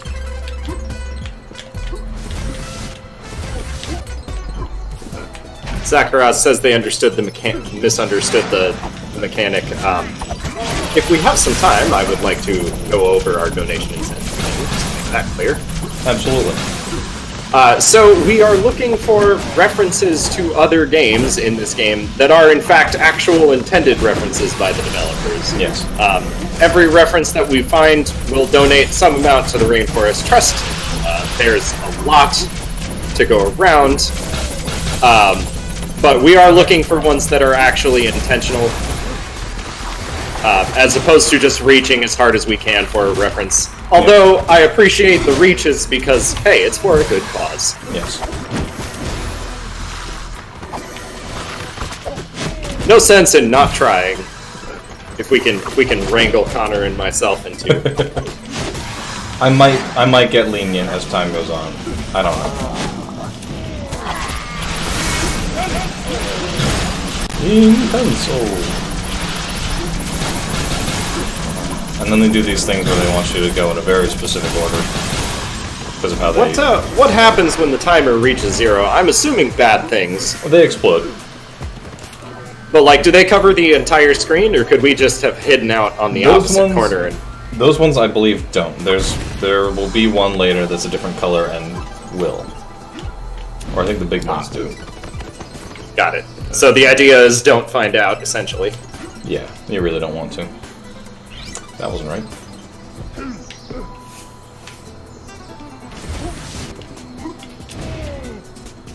Oh, right. I'm doing this wrong.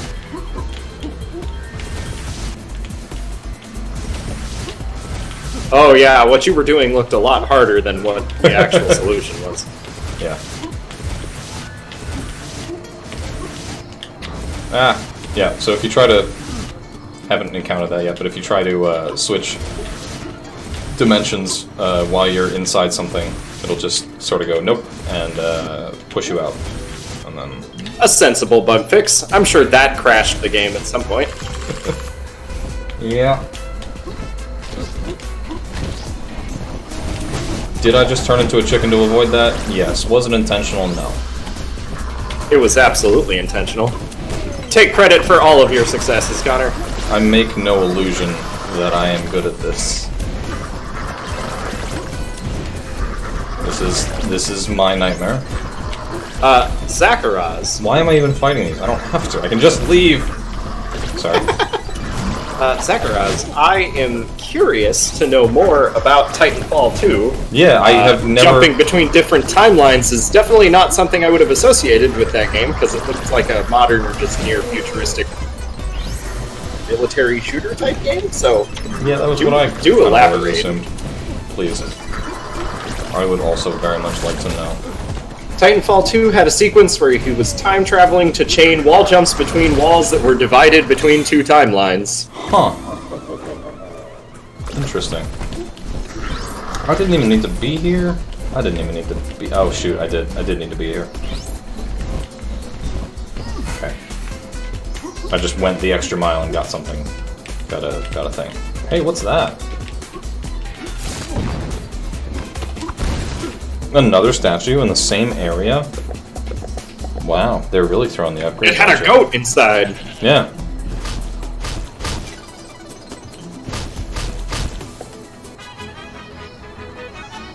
That's amazing. Nothing. There was nothing in there. Oh, that's pretty great. I'm gonna say that is a reference to Castlevania 2, where you get pieces of Dracula that are utterly useless to you. But we've already covered Castlevania as a reference, so maybe that one's a stretch. Just gonna go down the whole tree here. Can you imagine, after body slamming through the third brick, how much your chest would hurt? I'm a skeleton, I can't feel it. Yeah, okay, fair enough. Doesn't matter.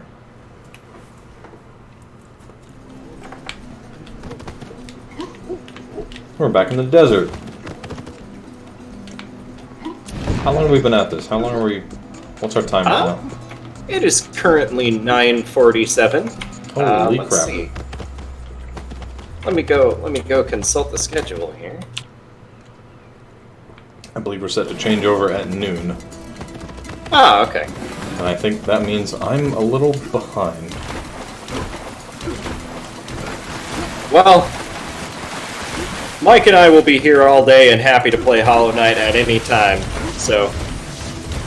Oh dear, the water changes to lava. That can't be good. You wrestle these skeletons for as long as you feel the need. Okay. I'm having fun. I'm glad.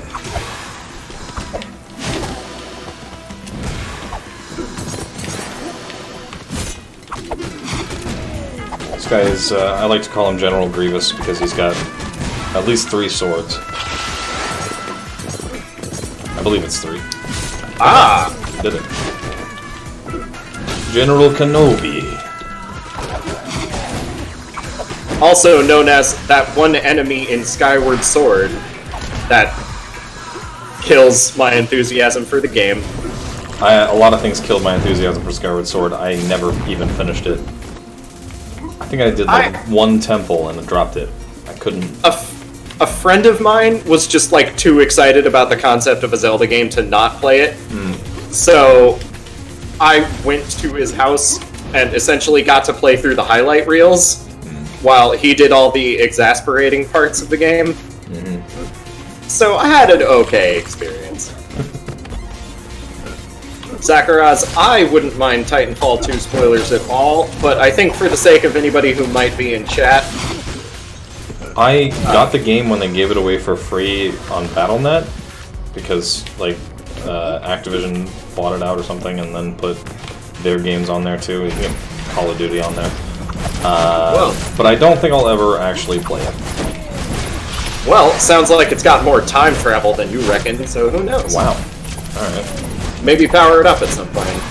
Zacharias insists that it has the coolest second act he's seen in any first-person shooter. I've heard good things about the game. Not just the single player, but the multiplayer too. I just haven't given it a chance. Wow. So yeah, now that we've got 3 of the special abilities, what you're going to see from me a lot is just canceling specials into other specials. An attempt to break those shields as fast as possible. Yeah, because the white ones, there are white shields that they just showed that you have to hit multiple times in order to break with anything. But it's we also have another reference guess from chat. Oh. Did we see Shenlong the Dragon from Dragon Ball Z on the wall in a previous stream? Did we? Which room? You're gonna have to... That's one I don't remember seeing. Hold on. I'll go back. I would believe that it's there, but how far back? The chat says it was a few rooms ago. No, Here. it's this one. No, because he's giving them water. I don't think that's Shenlong. Well, I mean, it is a long, snaky dragon thing. Yeah, but I don't I think mean, it has enough arms. I'm pretty sure those show up in Mexican mythology. I'm gonna say no. All right.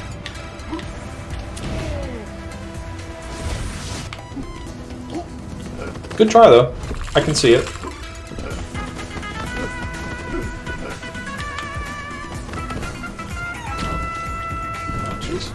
Zacharias, I'm a little angry to learn that. He says parrying the four-armed Stalfos in Skyward Sword made all of its arms fall off. Of course it did. Those little things that you never learn, but then you find out later and you're just like, oh, I've been doing it wrong this whole time.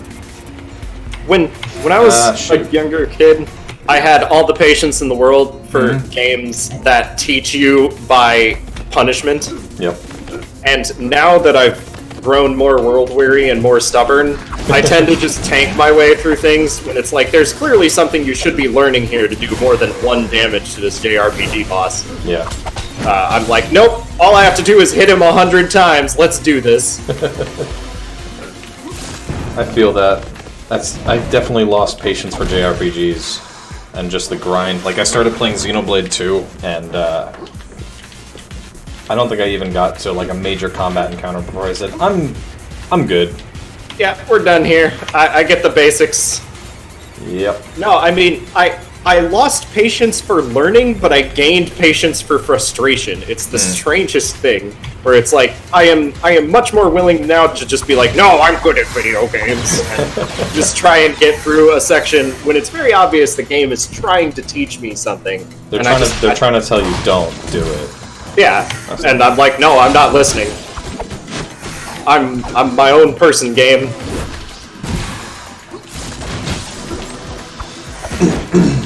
That sign won't stop me because I can't read. Right? Absolutely. That image of VW from Arthur.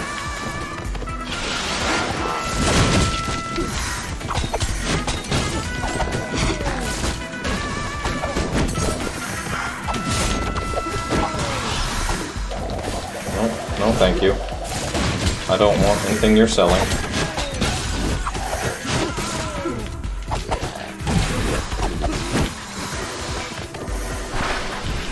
Yeah, if at the end of this we still have some time, I'll go back to the to that like dojo where you learn combos and show you just how ridiculous this game can get if you really try. If you really get into it, and don't just spam the optimal combos. Yeah. Looking forward to that. It'll be a good time.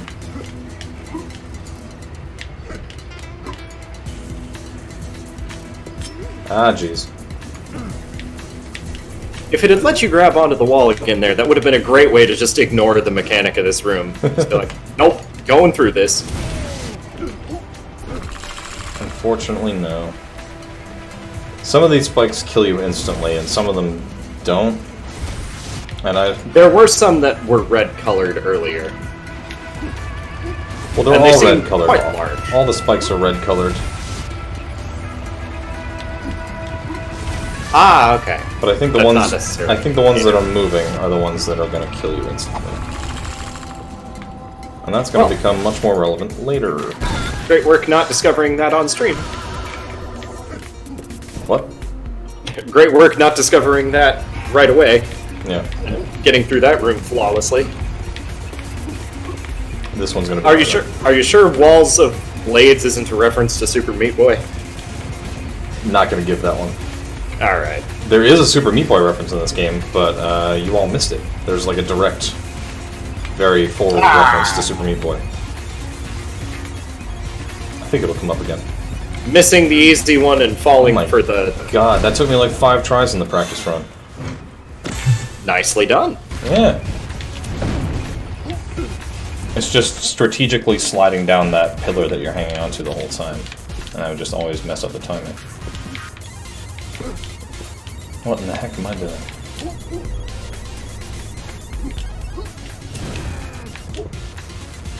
feel like I've done this wrong. But I'm through it anyway.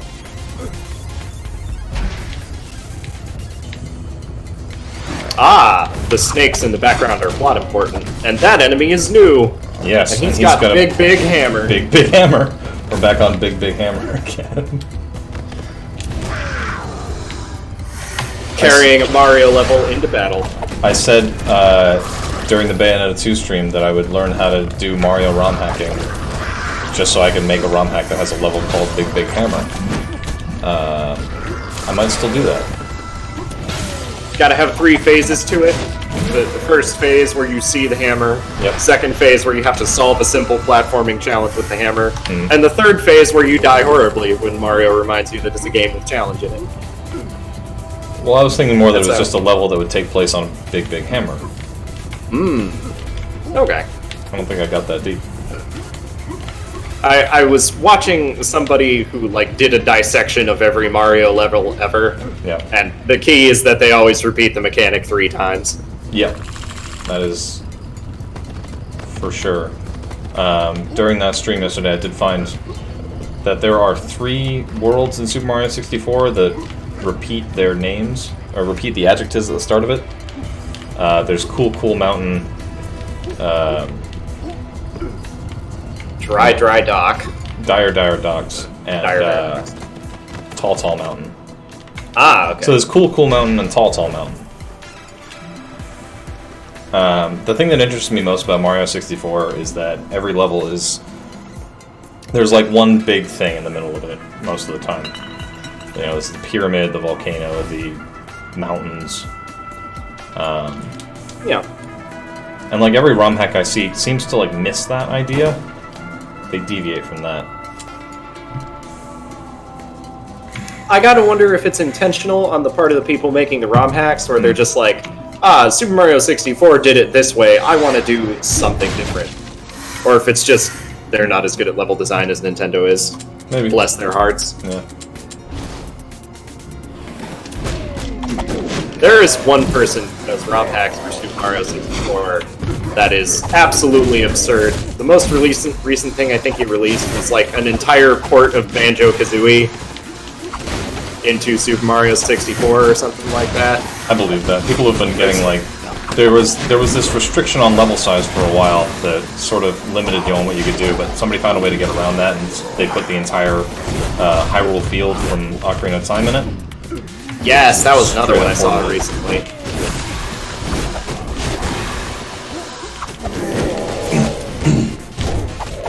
So, Mario 64 is also the video, or is also the subject of the video about parallel universes, right? Are we gonna talk about parallel universes here? I suppose we should. That's kind of what this game is about. Absolutely, go for it. Am I currently QPU aligned? Yes. You can still see the UI, so Yep. we must be doing something right. I don't think I can build up that much speed in this game. It's time for dated internet humor.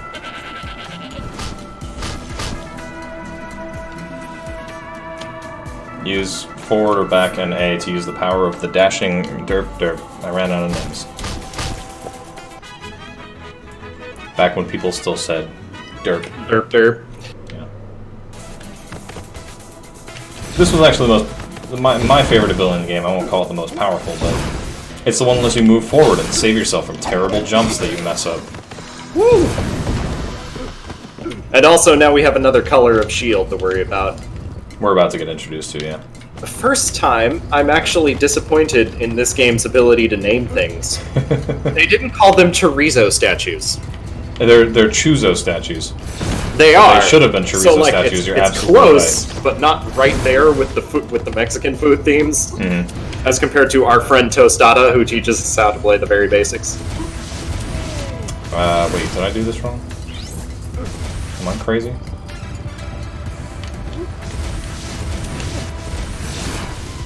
I feel like I'm just missing it, because I'm hugging a wall. Yeah, okay. Close enough.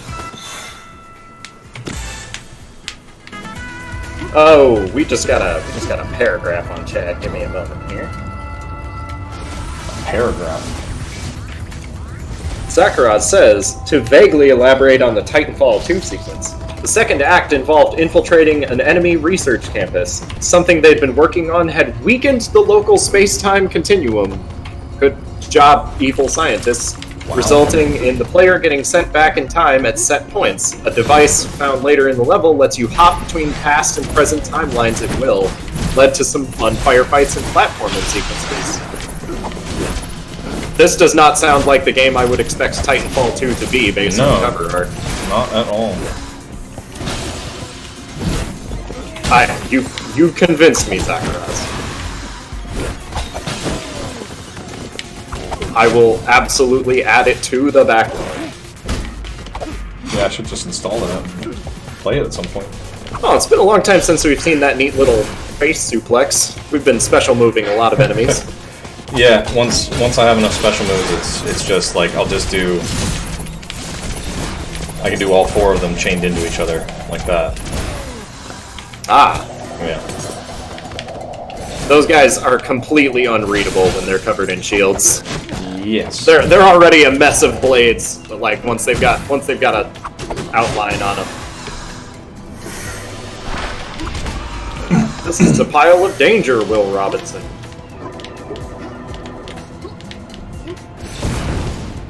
Man, the remake for Lost in Space on Netflix, mostly an okay remake. I've heard it was good. Was not nearly hokey enough with the robot. Like, they tried to take the robot seriously, and that's not what I wanted from Lost in Space, ever. Ow. I forget which one of these will keep spawning forever. I think it was these. No, maybe not.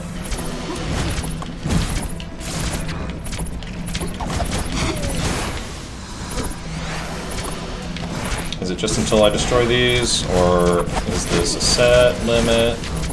There we go. Getting rid of the cacti sure helps. Yes. It's a matter of, like, what does the game want you to focus on? Because in some of the encounters, some things will spawn forever until you destroy the other thing. Sometimes difficult to tell. So, what are we collecting money for in this game? Because you seem to be drowning in piles of it, and I haven't seen you spend it. I spent it while you were getting coffee. Shoot, missed time though. There are ability upgrades you can get in this game. You can just straight up buy pieces of heart and pieces of stamina. Those will be important when we want to costume switch. Yes. If I could do this right just one time and get the Intenso upgrade, because I do want at least one of those. And that's what I should have done the whole time, except for now I'm gonna get hit. Oh, and the other important thing to note is you can only use the special moves, each one once per airtime, so like there, while I was still hanging on a wall, I was a little out of luck. You were out of a couple jumps. Yes. Oh! And also... Oh, there's a ceiling there. Yeah, there's a ceiling there, and it's very frustrating. So I'm just going to turn it to a chicken to make that easier. I'm pretty sure they wanted me to turn it into a chicken anyway, because I got to do it together. Very good. Yeah! That one... maybe a little more effort than it was worth. I think in my first run through this game I kind of forgot about Intenso entirely, and I didn't use it until like the final boss when I realized, oh, they really want me to use it, huh?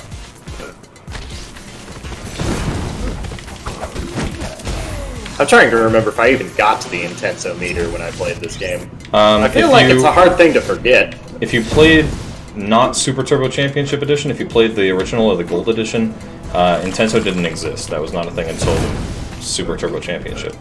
That might be why I'm vaguely unfamiliar. Yeah. So we're gonna take a little break to buy some of these.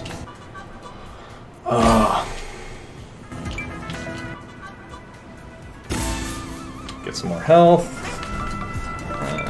The heart starts on fire. Yeah. Get some more of these. I think 5 is decent. If we get up to 6. I would feel better.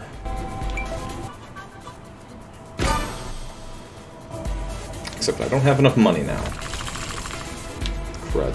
You know what? I'm gonna switch to it anyway. Here we go! Costume change time to the devil! No, to the Alebrije, the big thing that I trapped in a lava pit, actually. Gesundheit. There is a devil costume. I heard the word you said, and but I did not parse it. Okay. What am I doing?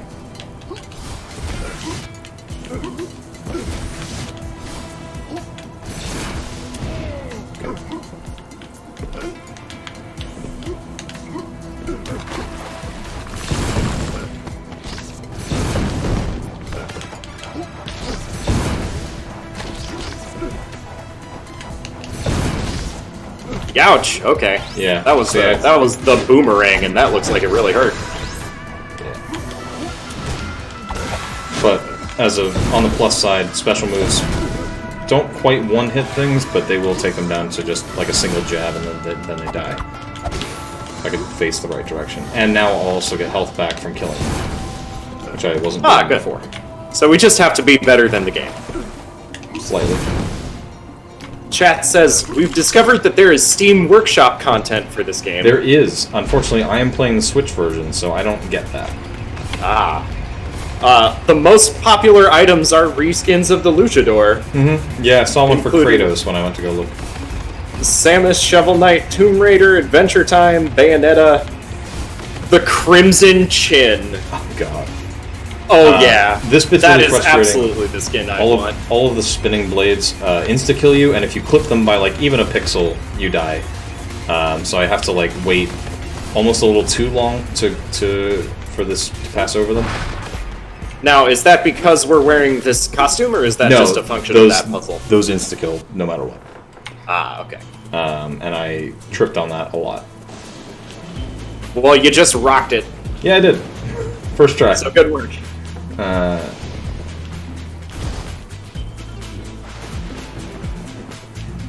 There's a strong bad man skin for the Luchador in this game. I believe it. Thank you, Internet, for bringing us all the things we could ever want on the Steam Workshop. If there's a Johnny Bravo, let me know.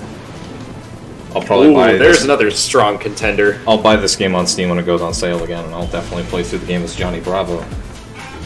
Oh yeah, so now I'm a little dragon chicken?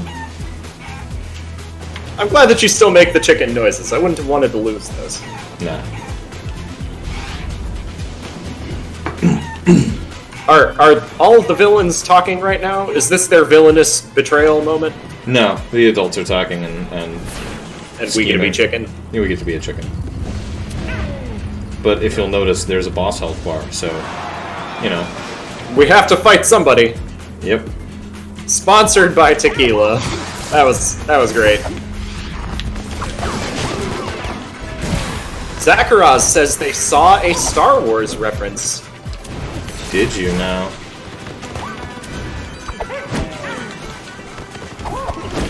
Tell us more, Zakaraz. And Metroid Marathon Channel says we cannot find a Johnny Bravo skin on the workshop. Damn.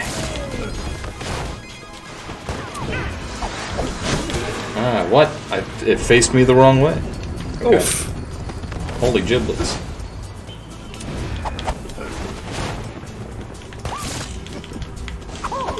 Oh hey, this guy found bullets for his gun at some point in the plot.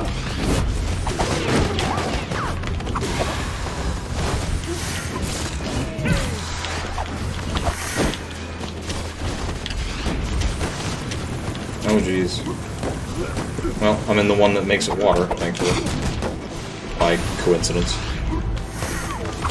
Calculated. Intentional. Perfect gameplay, 10 out of 10. If you say so.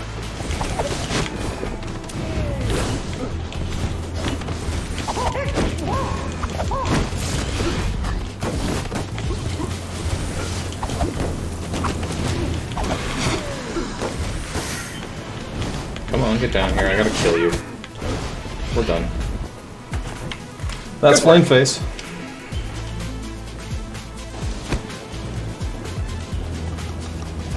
I'm waiting for detail on this Star Wars reference that we discovered. Yeah, I'll have to go back.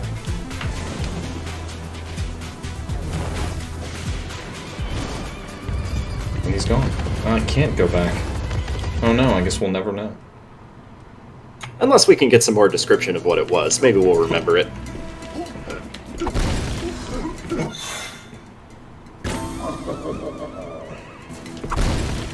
The skeleton guy... So, the explanation of the reference. The skeleton guy said, "Your faith in your friend is yours."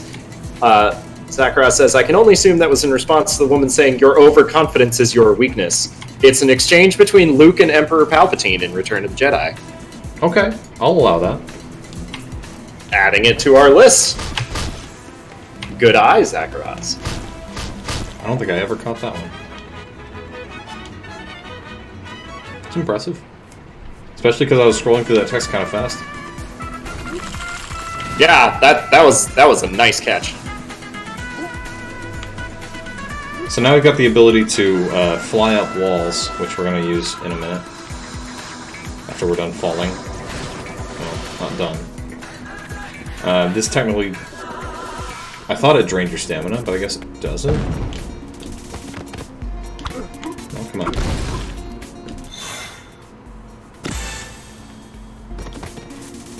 We're still going. Zakaros says he didn't see the portion for the distressed damsel, but... I mean, there's no way this game passed up on a reference, right? I'm gonna call that a Star Wars reference. I have added it to our list. Also, hi Mojo, welcome back to Metroid Marathon. Hello! Oh, I didn't... Just got the ability to climb up walls and I'm still playing it like I don't.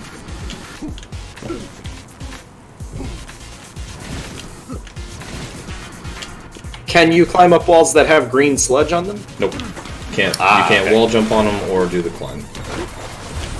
Those are just wall functionality immune walls. Yes. The thing that they sort of teach you here, though, is that when you do the climb and then stop, you sort of still retain a little momentum. So I had to use that and then transfer dimensions and then be able to get through. Gotcha.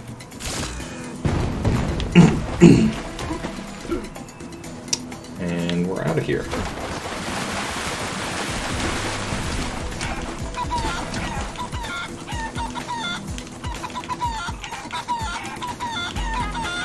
Sweet music to my ears.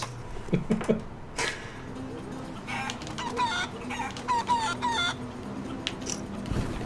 now we have to stop.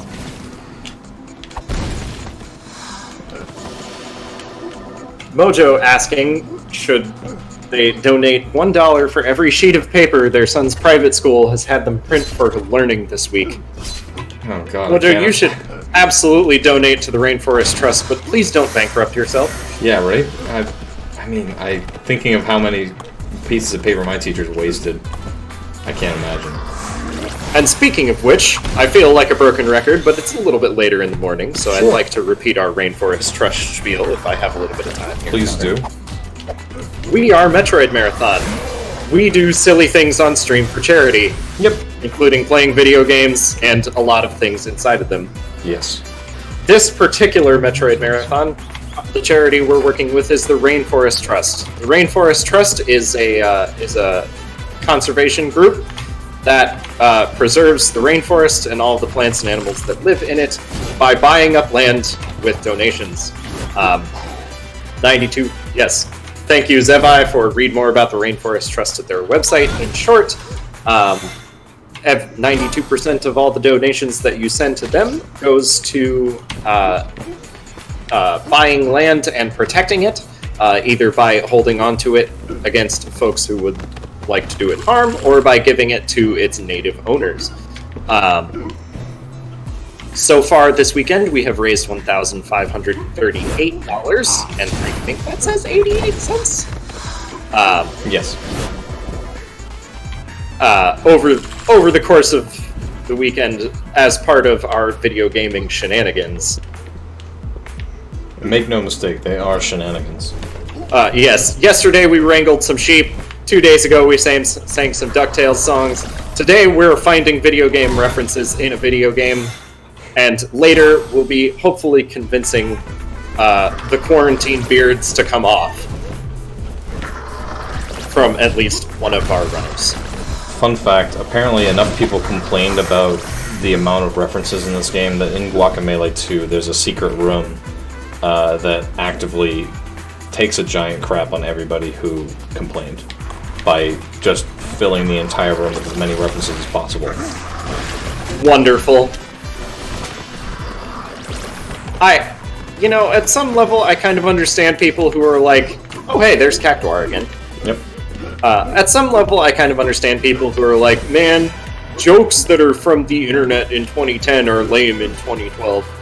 On the other hand, jokes are a nice little capture of history. At least you're not the guy painting lewd things in Pompeii and Rome in the year 400 BC. That is what the entire future remembers you for. Yeah. Referencing derp is hardly the worst thing in the world. No, that's true. It reminds me of the graffiti at some bathhouse in Pompeii that just is like the most vulgar crap you can imagine, and it just shows that we haven't changed as a species. Guacamelee has some taste.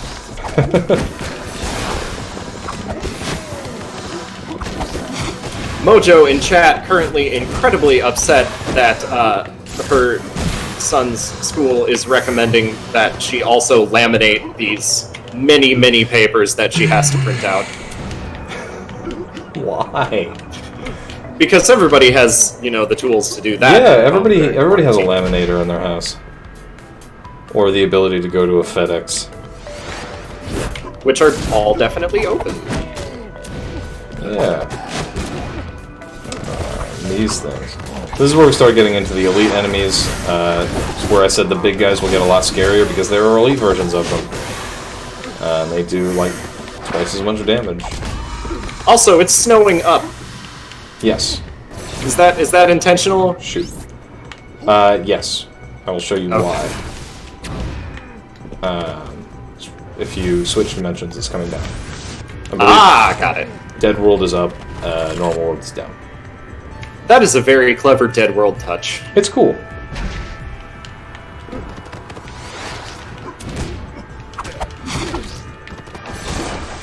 Are we looking at a reference right now? I see that cat mural on the right side of the screen, and I feel like Monster Hunter, maybe? No, Shadow of the Colossus? No. I don't think so. Okay. I feel like it's some kind of reference, but I'm trying to place it.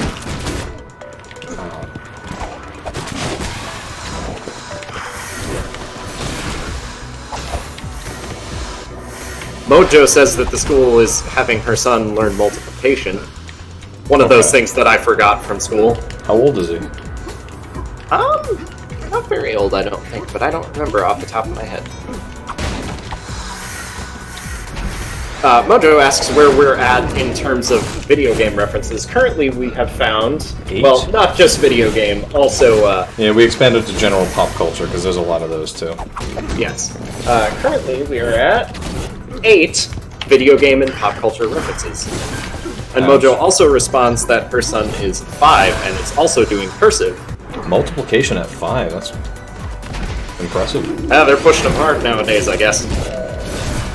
Multiplication and cursive, 2 things that I forgot about. Yeah, I didn't get those until, like, 3rd grade.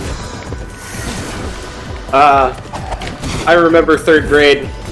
My 3rd grade teacher said, Mark, you won't have a calculator in your pocket for the rest of your life. You must learn these multiplication tables. That is rolling a natural 1 on your insight check. Yep, for sure.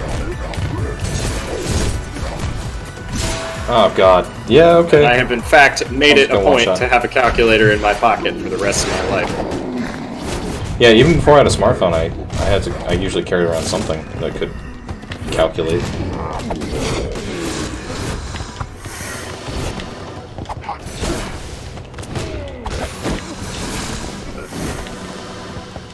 Mojo attests that my teacher could never have known the technology future that we are in now And my counter to that is the calculator that I was using at the time when the statement was made was already small enough to fit in my pocket. Yep. And I already brought it with me everywhere, so... I'm pretty sure they very much intend for me to use Intenso here, but I didn't want to, and... Can't use the super mechanic that makes the game, you know, playable. That would upset our gamer pride. It's the 99 potions dilemma, you know? Absolutely. You have those 99 potions. You don't want to use them, because what if you need them later?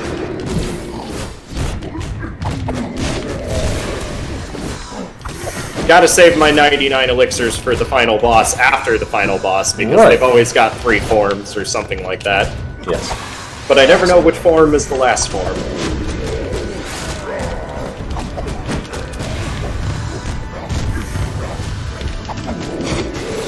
What's the greatest number of forms I've seen on a boss? I think it's 4. And that was like the meanest thing, because, you know, you expect groups of 3. Yeah. The 4th is really salt in the wound at this point of, Yeah. It's 3 a.m., I should not have started this boss fight when I did, please let me go to sleep, game. I've beaten you. This is the unfortunate part about the Alabrije outfit. I gotta wait for the special move recharge. And now I can just go ham a little bit. There we go. I think I'm good. 2 skeletons, 1 punch. Yeah.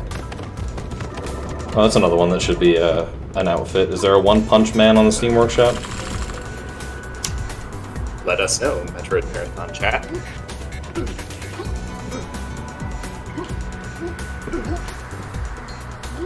It would be especially great if it had the ability to kill anything in one punch. Metroid Marathon says there's no Saitama from One Punch Man.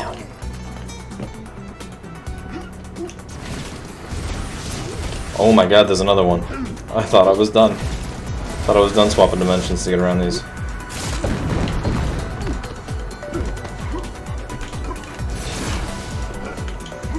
The list we shared a while ago hit most of the highlights. There is a limited treasure trove of Luchador's screen skins. Can I get through here, please? Without having to dodge all these? Come on. That's the nice part about the skeleton skin. You never have to wait for the recharge. And out.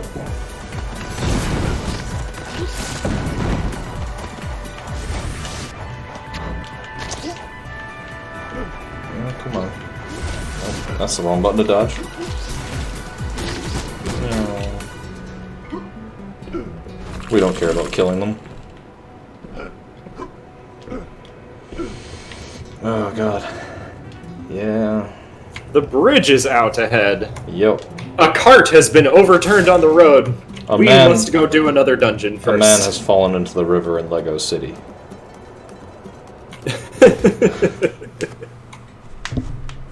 Start the new rescue helicopter. Okay. A broken door has a lockpick difficulty of 99. Yep. We must go a different way. Yeah. Ah! Oh good, I'm fine. I'm glad you knew exactly where that platform was and very calculatedly landed in the Extremely calculated. I was screaming in enjoyment at the fact that I calculated so hard. For sure. This is not the way I'm supposed to be going. I don't even remember what's over here. Oh, it's a shortcut to the desert? Okay. A shortcut to the desert through someone's basement. Yes. Another thing that I need in my basement, in addition to a picture of myself. Yeah, a gigantic picture of yourself.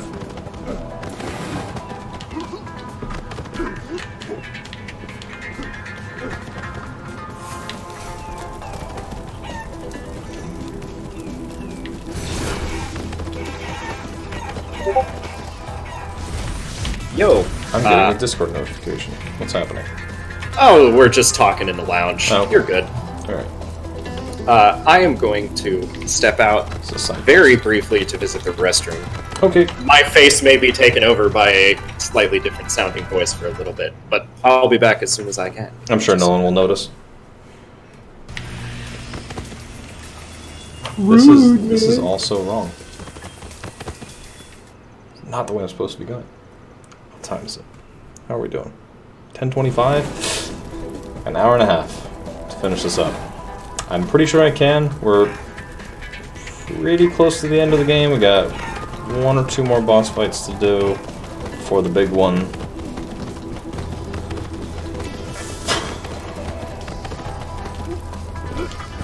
Why am I doing this when I could be a chicken? I know, why do you do anything if you could just be a chicken instead?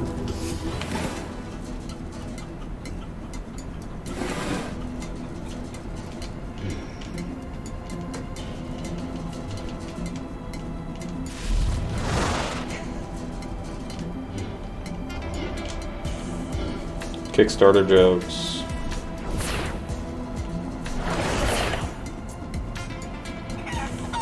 Because that was itself a Kickstarter boss. I really should have had Twitch chat open this whole time, but I have not. I don't want to fight all these dudes. I'm gonna have to, aren't I?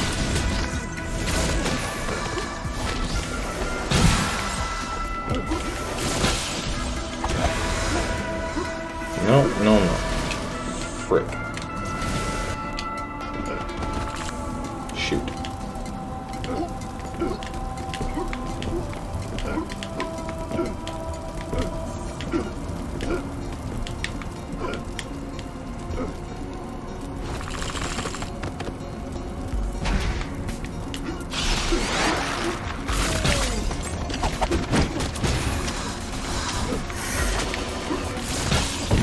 Oh no, that's exactly what I didn't want to do.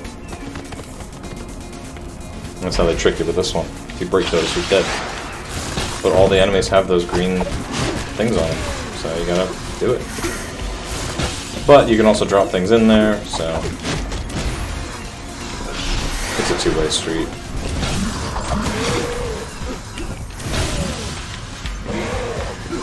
I feel very lonely all of a sudden. I don't have chat open. The key to this really is just doing the animation cancel to a dodge so that you don't break that. And I didn't do that the first time. And now it's the same thing as the last room, but with the dimension swapping. And I messed up. And I messed up again. Because they trick you like that. They do like 1, 2, 2, 1. Ow.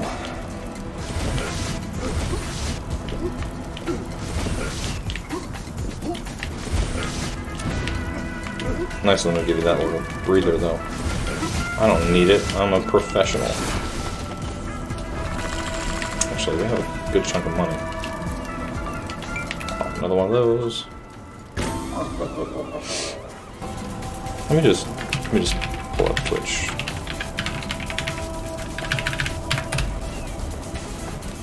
Make sure I have it muted. Yep. Okay. All right. Wait, could I block? The regen boosts don't really bug me much. Actually, I should probably get that one.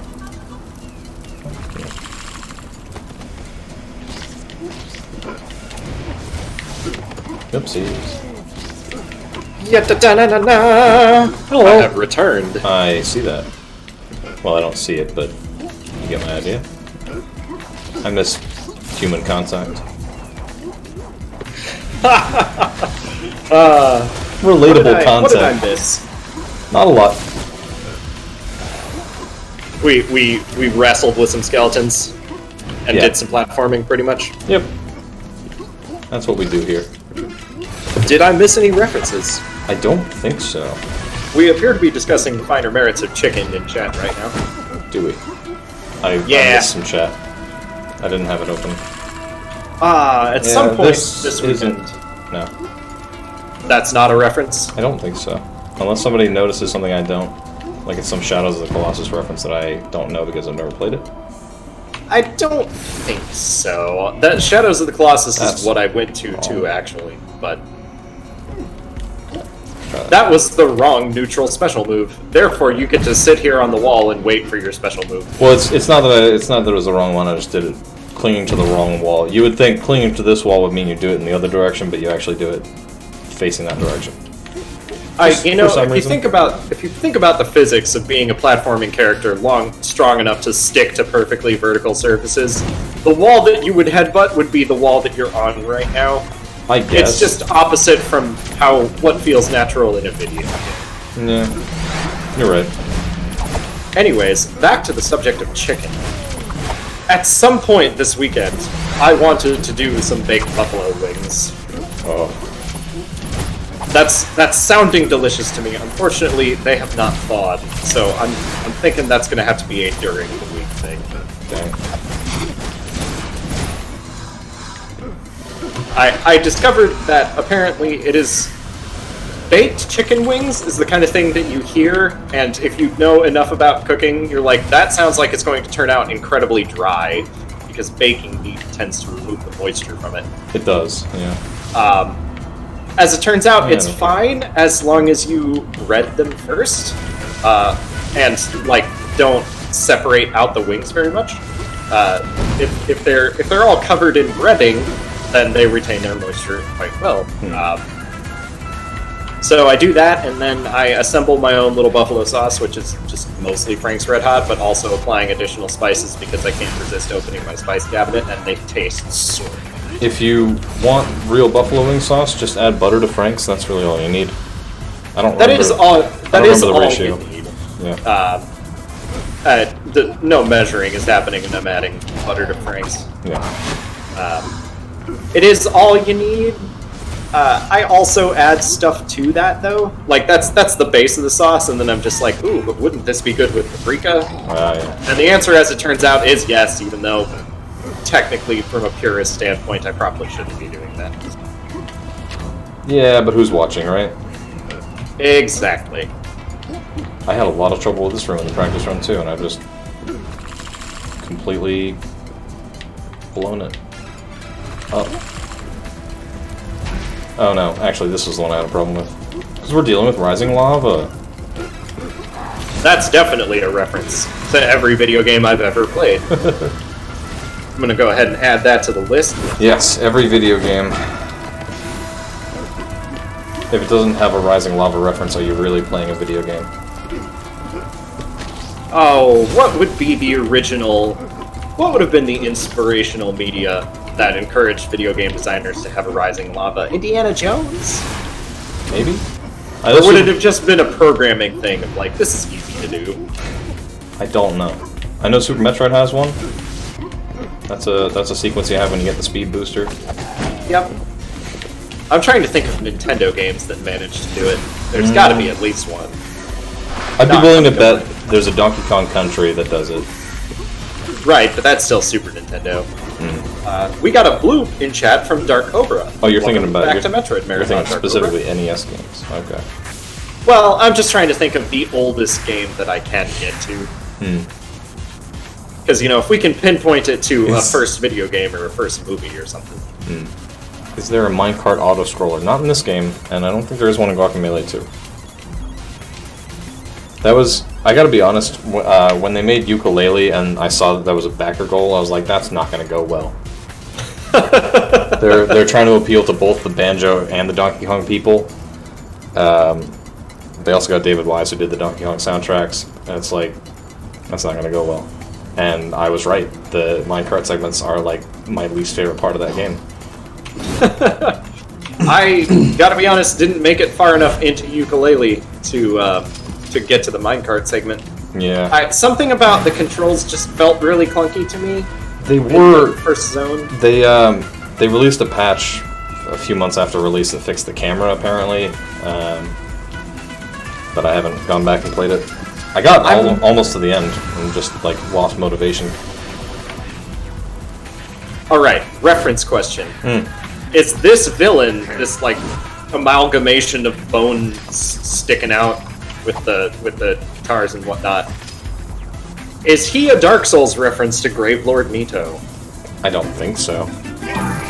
Okay. I think he's just there to be the reason that the skeletons are here. Ah, okay. Like they play music. Ah, okay. He's the source of the soundtrack this entire time. He's just been watching us and strumming. Here we are. Here's the big, angry, especially painful giant enemy. And there he goes. No, he's coming back. Don't worry. Ow! You see how much health he took off just now. That's probably one of my complaints with this game is just how small the UI elements are, and that they hide them in like an NES-style black bar at the top. I mean, they made room for 4 co-op players up there. Yeah. And I suppose that's the sacrifice you make. But yeah, I feel ya.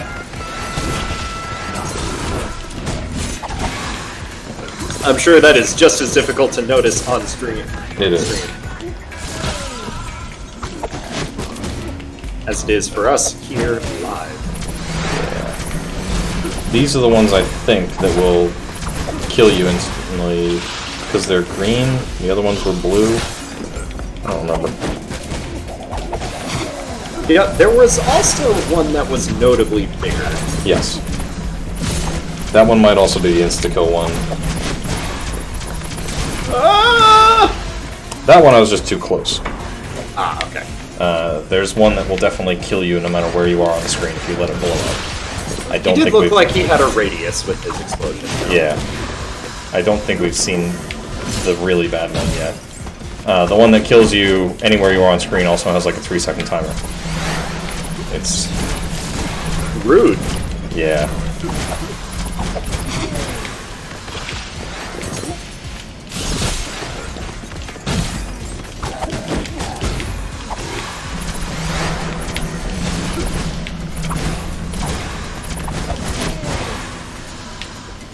Mojo asks, who said I have to be a buffalo wing purist?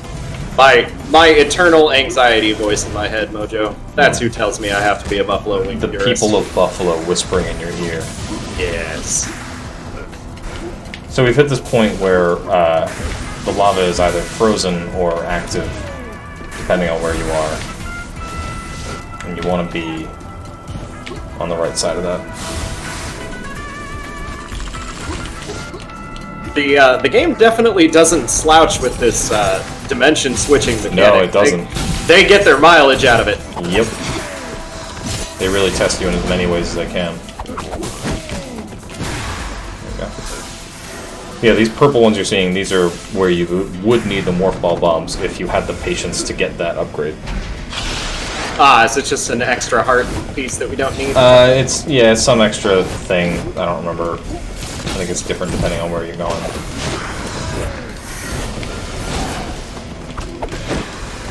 But they are sort of scattered around the entire world. If you've been paying attention, you've probably seen a few.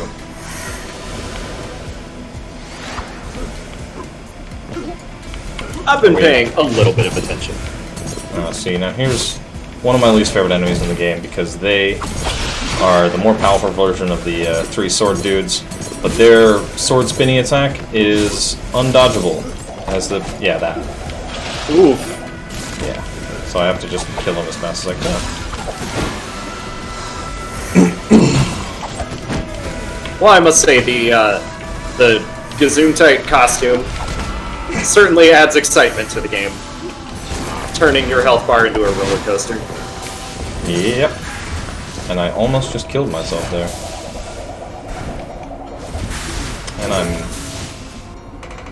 definitely just killed ourselves there. Oh, I saw this room again and I was like, do we have to redo the fight with this man? No. Thank God we don't. Yeah, what I really just need to do here is actually just wait for these to get lower and be patient. There we go. Except I messed up terribly. I mean, this looks tricky. Yeah. This is a little bit. It gets worse. Always has time to get worse. There we go. Very nice. Yay! Like, I can verbalize while I'm watching you play what you have to do. Yep. But actually doing it is a whole nother story. I know. Oh yeah. I don't have to fight you. You know, on the topic of food, Yes. thing that I can actually make today is nachos. Really? Which is remarkably on theme. Come on. Come on. Launch Yes, up I'm into the crossing spikes. all the things that I need. I'm just trying to launch them up into the spikes and it's not working. You are very successfully juggling them against the walls, though. Yes. There we go. I have taken too long. Oh, no, we're good. We're cool. Calculated, perfect timing, intentional. No stress. Possibly designed that way. This room's neat because that happens. They start going down if you're here, and up if you're in the dead world. Some of them go real fast. So we can just salvage it like that. And not have a care in the world. A key component of making nachos would involve slicing up a jalapeno and inevitably rubbing it in my eyes, which is the only reason that I'd be dreading doing that. But otherwise, I got some pretty delicious looking queso. If you have any gloves, that's always a good idea. Nah, I refuse to learn lessons for making terrible mistakes in the kitchen like that.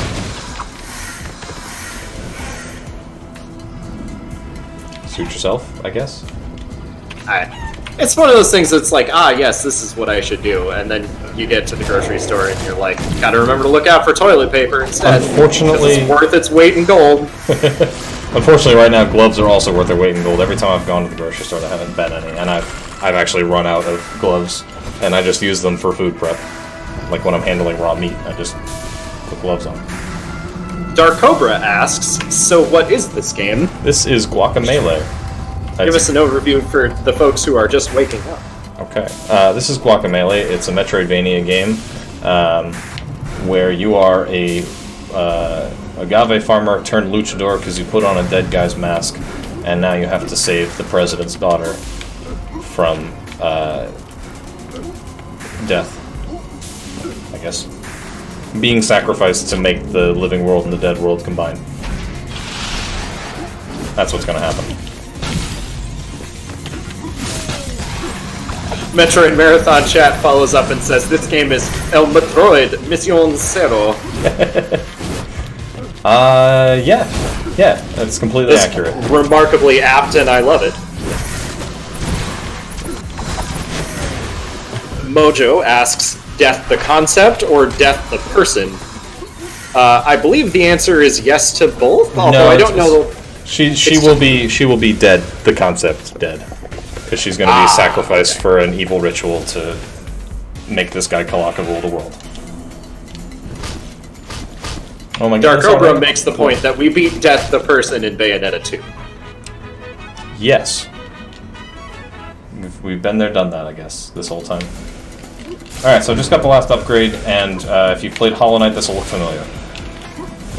Haha! Yes.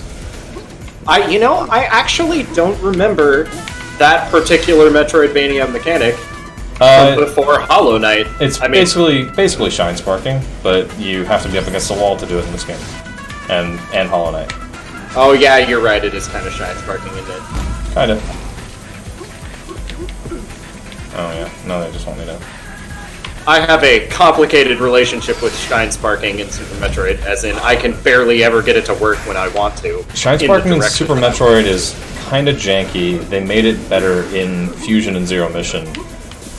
That doesn't prevent me from messing it up. No, I mess it up too. It also costs health in Super Metroid where it doesn't in later games.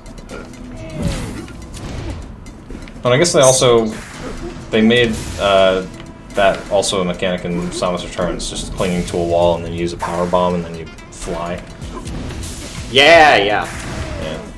I guess I was mentally separating out like shine sparking in the abstract from the very specific jump off the wall and go forward. Yeah. So I didn't make the connection at first, but you're right, it's very shine sparky. Mm. Dark Cobra says this might be the first game in this marathon that he can't have nightmares about. You're gonna have nightmares about Pokemon Snap? There was an explanation for this last night, but I forgot it. But TLDR, yes. Alright. No, I did it again. I held in the opposite direction. I thought it would work. Okay. No, because you were still on the same wall, Connor. But that time... Oh, right. The goat fly will also let you break blue ones. It's funny like that. Zevi has even greater questions about nightmares from DuckTales. That is true. I would understand if we were playing like Echo the Dolphin. Because I would categorize that as a legal definition of a Metroidvania for this marathon, and also a game you can very much have nightmares from. Never played it, despite the fact that its name comes up a lot in this, like, what are some of the staple Metroidvanias? I mean, as long as we're calling DuckTales a Metroidvania, then so is... DuckTales is every genre. Yeah, if DuckTales gets to be a Metroidvania, then so is Echo the Dolphin, but I think under most traditional, purist definitions, it's not really. Okay. Dark Cobra clarifies that they've mostly seen Broken Reality and Bayonetta 2. Okay. Which are understandably nightmare-inducing. I knew that there was something there. I remembered from the practice run that if I did it low enough, I would get something. No, definitely don't want to deal with that right now. Yep, I died like 10 times in this run.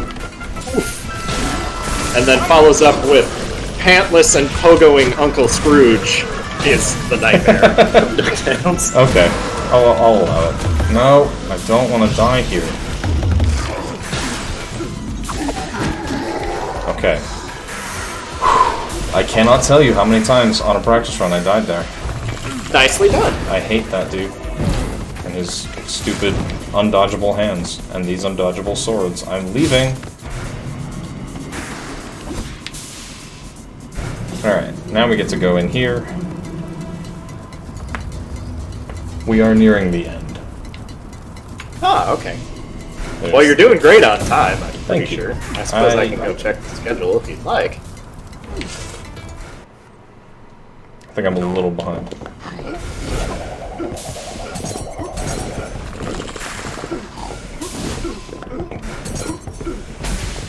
No, you're doing great. Cool. You've got more than an hour. Cool. If we're close to the end, we could go run around and even look for more references. This could be maybe another 40 minutes to the end, as long as I don't die a lot. Perfection.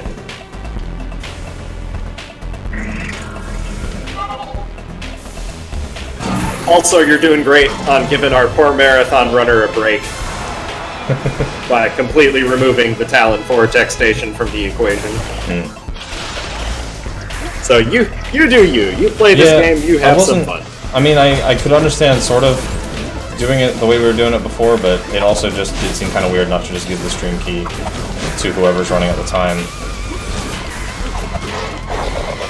It's one of those things that we had to discover with our faces when we started this game. It was so strange finding out that you have to wait 24 hours for Mixer to give you a stream key. Did anyone here have to deal with that, or did you all have like Mixer set up long before they added that? I think everybody else had Mixer set up for unrelated reasons. And the other thing that is easier to do from a central location is smooth transitions. Is what? Smooth transitions. Oh, yeah. Just have to throw these guys at him. Can we take a moment to appreciate this incredibly sick Mexican factory DJ rave setup we got going on here? Yeah, we can. Look at those lights. Gets better. Now we get to do also, this. look at those chalkboards where we're doing the science of Wah! It's the Bone Tower from Castlevania, but in boss fight form.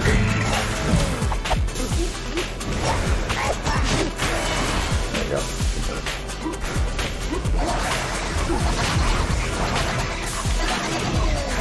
Ouch. Is this... Do I have to wait? I have to wait, don't I? Yeah, okay. Now we're good. Ah, I was late.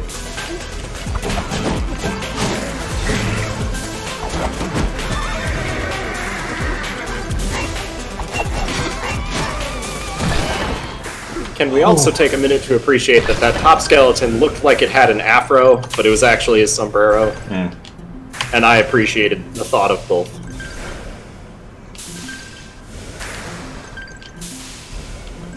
That also took me like 3 tries. Practicing. Do I... Oh, I have to go up this way, yeah. That was a very subtle hole in the ceiling. I would have run around that boss room for a few minutes. Mojo says they last used Mixer when it was named Beam. You people who stream video games and your understanding of streaming technologies. I remember when it was called Beam.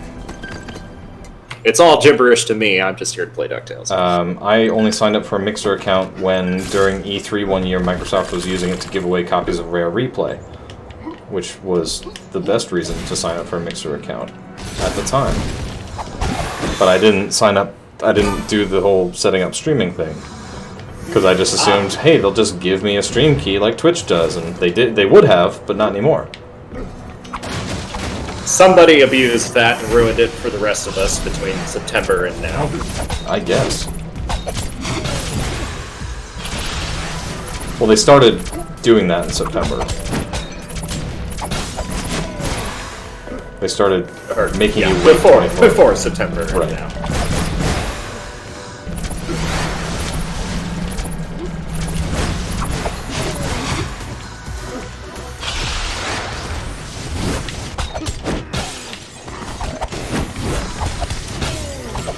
Oh, we must have been in some... I was wondering where the upside-down snow went.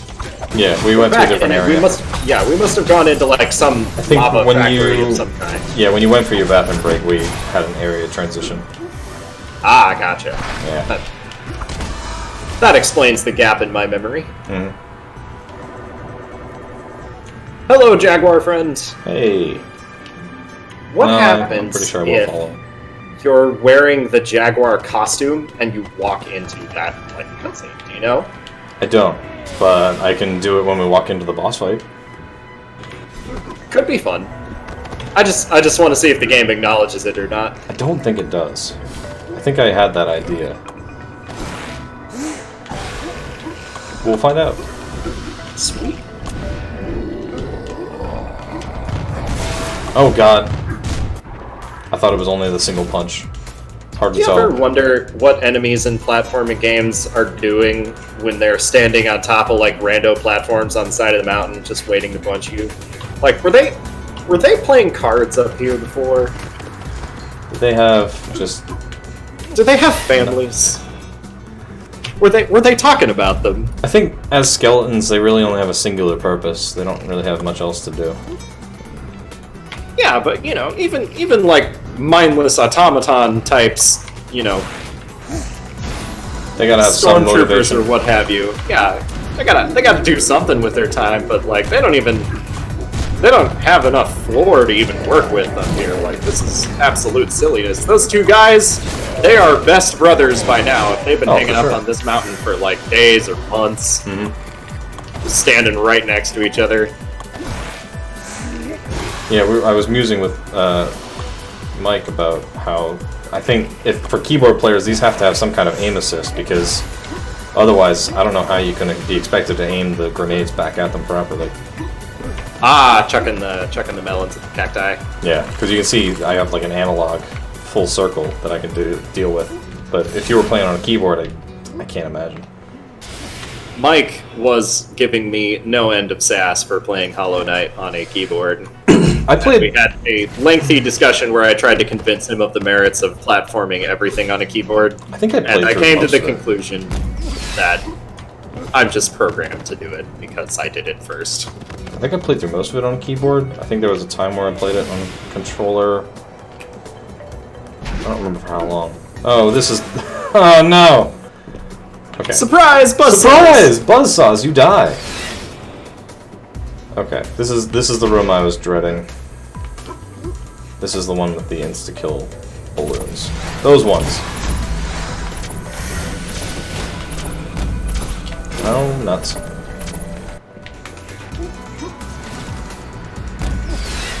Best of luck, Connor. Thanks. It's gonna be a big old pain. I will give you a moment to concentrate.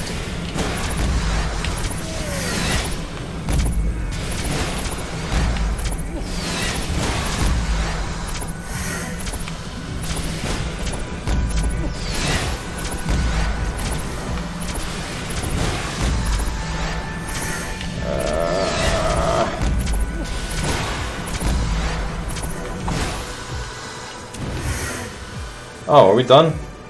Nice! That was less painful than I remember it. Very well done. Only took, what, 2 tries? Oh no, Mojo. Mojo in chat says that she's lost track of one of the printouts. Well, I guess you're just gonna have to print it again. Yeah, time to start from the beginning. What can we do in those situations but start fresh? Not obligated to care. Up we go. Would you even be able to care if you wanted to? You looked like you were very much in the middle of a shine. In that situation, I don't think so. You can cancel the animations of a lot of things into dodge in this game, but the shine spark is not one of them. I like this part. You have to keep doing it faster. And screw up! Ugh!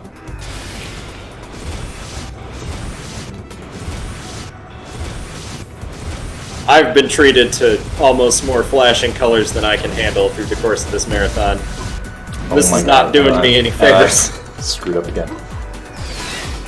Antechamber with its brilliantly colored walls was rough. Antechamber. I still haven't finished that game. It's very hard.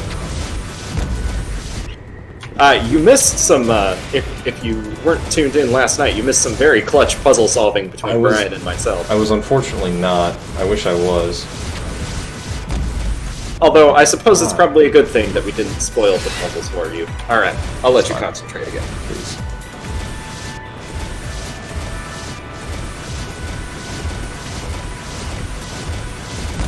Oh my god. Nope, nope, nope. I just want to cling on to him and try again. You won't let me do that, though. How many times? I'd almost be more impressed by a recovery. I'll get it one of these days.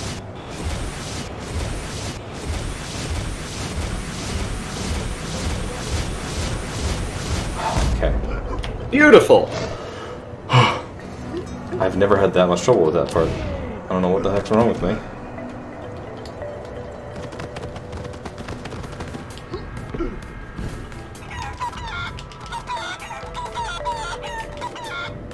Come back here. I need to cluck at you. Dragon Chicken demands your attention! Hello, fast travel statue. Oh shoot, I thought there was going to be a portion for me to be able to change my costume. I guess not. We're doing it live. And I should probably stop being a chicken now. Luchador versus Jaguar Javier! Uh-oh. And he can switch dimensions, because he's a jerk.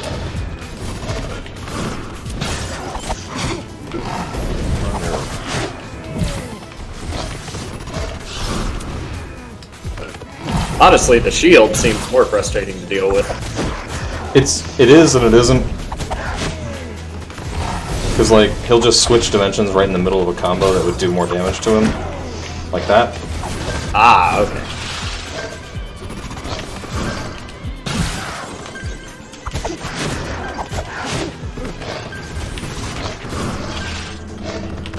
And, yeah, he has... I forgot he has undodgeable things.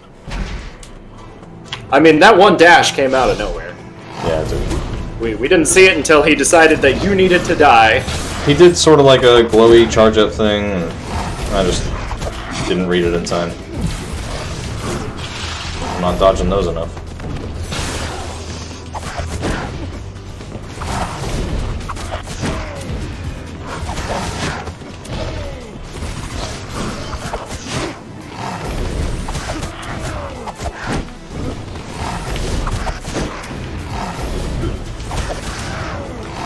as a reminder to anyone tuning in, while we punch out a jaguar in this game, which is an endangered animal species, I'm pretty sure, we are Metroid Marathon. We play video games for charity. Charity that we're sponsoring during this particular other marathon is the Rainforest Trust, which is a charity conservation organization that protects the rainforests and the plants and animals that live there by buying rainforest land. All of our donations go directly to them. What were you going to say, Connor? This whole bit does seem a little not safe for Rainforest Trust. Sorry for beating up a jaguar. Oh, if we hit him, he says things. He makes cat puns. Currently, we are working towards our goal of $1,880. We are very close. If we reach that goal before the end of the first ending of Hollow Knight, we will get to the second ending of Hollow Knight. Thank you all for tuning in, and thank you for all the donations you've given us so far this weekend, and we hope you enjoy these Metroid-adjacent games. Please enjoy.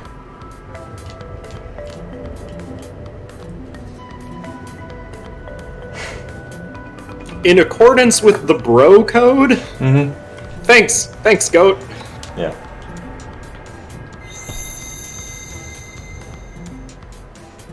Mojo makes the point that the environment is Keeds adjacent, which is normally what Metroid Marathon is donating towards. Just like our games are Metroid adjacent for this particular other marathon. Wait, oh no, I did that wrong. Gotta go this way. I was gonna say, there's definitely something over here. This is a really there cool wouldn't part be of a the game. large vista in a Metroid game if we couldn't Superman punch our way through it. Yeah. This part of the game does a really cool thing where the camera just zooms out. And then... yeah. Oh, that's awesome. Yeah. Like it. Alright. Last dungeon of the game. We're almost through it. I was gonna say, this looks and sounds very Last Dungeon-esque. It is.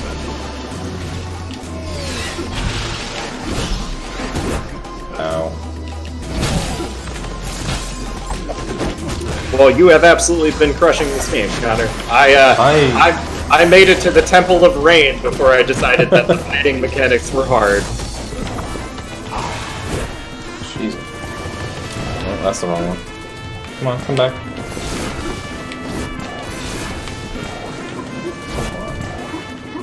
Well, I'm out of stamina. Give me a minute. Zakaraz, welcome back.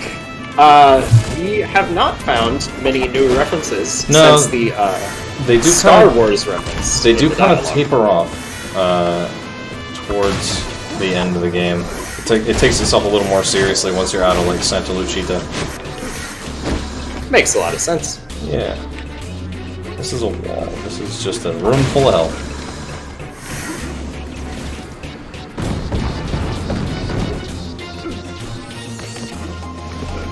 If you just want some emergency upgrades, which I do. Yeah, that looks like a intenso upgrade. Yes, it is. I was trying to remember the name of the mechanic. It's hilariously simple.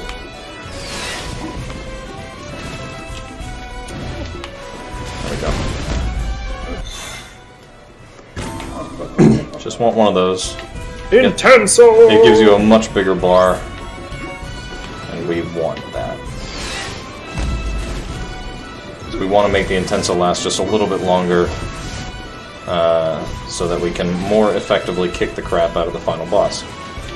Mojo points out that we missed a bunch of cat puns while we were punching the Jaguar. I saw that the Jaguar was talking to us, but I admit I did not actually read what he was saying, and I'm now sad about that. I did point out that they were cat puns. I didn't miss it. Oh no. This is where things get kind of annoying. Between dimension switching and shield changing, this...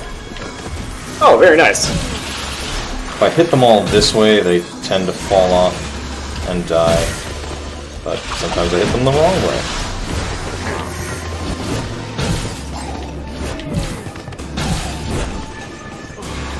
He's gone.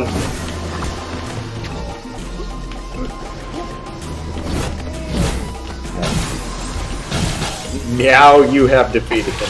Thank you for remembering the cat puns, Mojo. Now I feel like I'm in the loop again. Ooh, that's a donation. $50? Thank you to Sterling Huber. Oh, you got it. All right. Let me go missed pull what up he our said. donation page and see what the message was. I only caught the name before it disappeared. Let me get to our Tiltify page real quick. Shoot, I need to cancel that earlier. I am getting myself.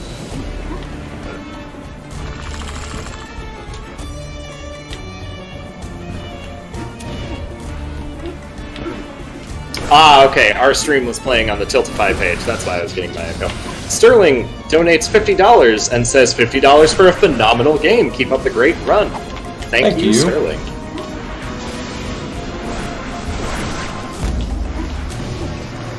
We start getting into a little thinking with portals bit. If you want to say that the fact that they're blue and orange means it's a portal reference, I'll allow it. I'm just gonna dance my way through all this crap and get I will back go out. ahead and add it to our references, because you know what? I'm sure there was a more explicit portal reference. You know, there might have been, but I don't remember. Oh, cool! I just get stabbed. That was crap. Ah, no. See, this time I do have to kill him. Oh, now he's gone. He just rolled off the edge.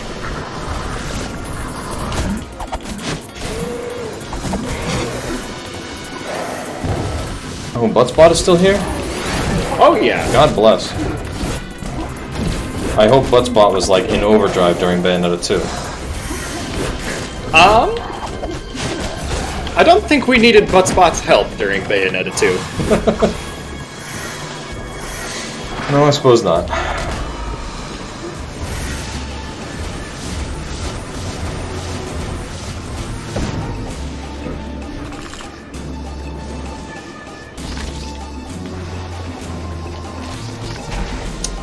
No, I don't like this. 'Cause I Mojo insisting that Buttspot isn't sentient, despite all of the evidence she should have to the contrary. You're right. Buttspot is sentient and we love him. Oh. Nope. Not letting you do that again. Ah, something that I've been neglecting to mention about our stream every time I talk about it. In addition to donating to the Rainforest Trust, you can help us by advertising us on your social media platform of choice. Please do. I totally forgot to retweet the fact that I am on right now, and I regret it. Oh yeah. Your reward for that allows if you help us get more viewers indirectly, we have a Gleam giveaway that you can enter, and we have tons of cool Gleam giveaway prizes, including a cross-stitch of Hornet, which it's really the all-star prize made by Mojo, who's here with us. Her cross-stitches are wonderful. They are. I can confirm. Ah, and here comes Metroid Marathon with a list of all the other prizes, including pictures.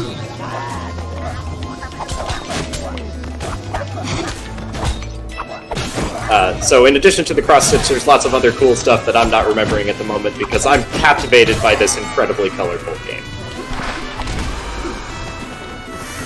I don't remember either. I might have looked at that page once.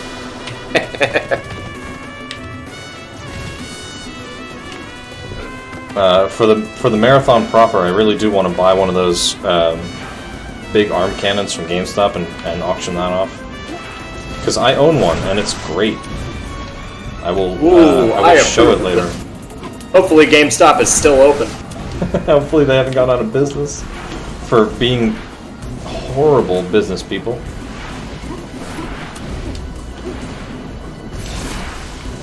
Can you pop Hornet out of her frame and flatten that wrinkly corner?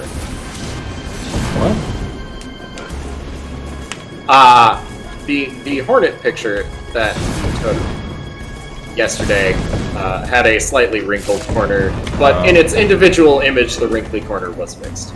Okay. I don't mind if Buttspot calls me Buttus. Buttspot, you do what you want.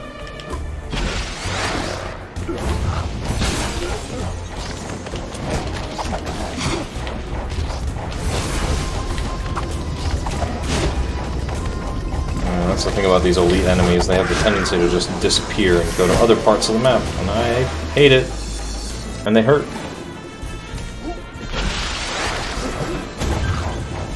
And that hurts.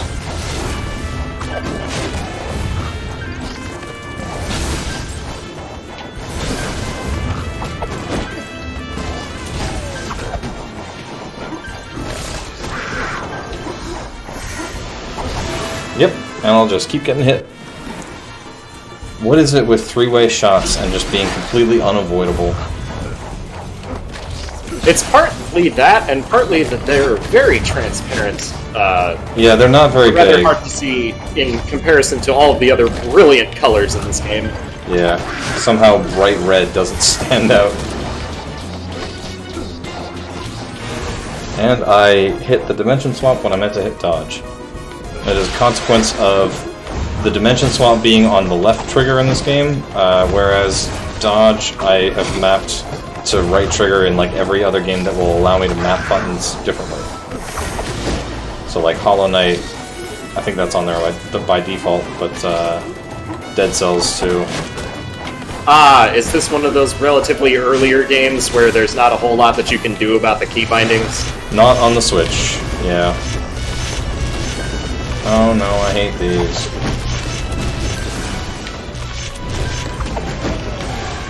Yeah, your only option to get past that is to, not scratch your nose.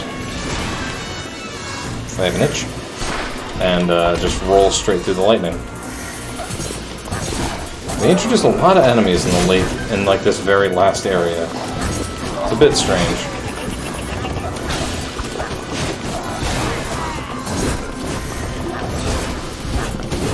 There are, I think, an awful lot of games that do that sort of thing, where it's like, oh snap, we got to the end of the game and we have all these enemies that we haven't seen yet. Just throw them all in the last dungeon, it's cool. Right. I think it might be a function of running out of time in the game to do all the cool things that you want to do as a game designer. Yeah. Castlevania 2 had that problem real bad. I think half of the bestiary in that game is in the path to Dracula's castle. Wow. Whereas you're mostly just whipping skeletons through the other 95% of the game. Of course.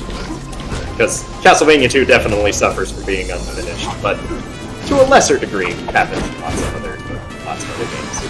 What a horrible night to play Castlevania 2. Zakaraz says, you sir see that shot attack in a lot of 2D platformers. I'm not sure what auto-mod modded away there. It says three-way shot off for me. Oh. That's fantastic. Auto-mod doesn't allow three-way. It makes sense, but wow. I still find myself running out of stamina. Now that I hear it, I know why it's modded, but still, thanks, Automod.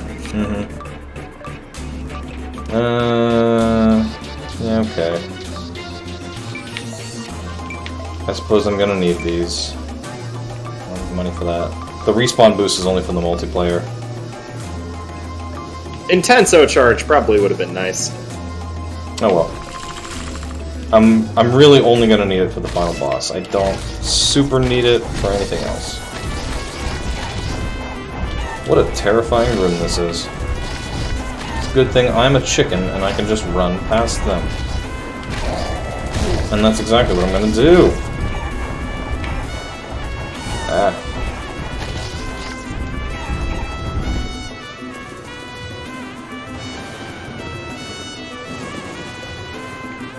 Mojo has finally realized that we are not turning into a chicken when we say we're turning into a chicken. Yes, it's a little dragon. Yes, we unlocked dragon chicken powers, so we now only sound like a chicken. Yep.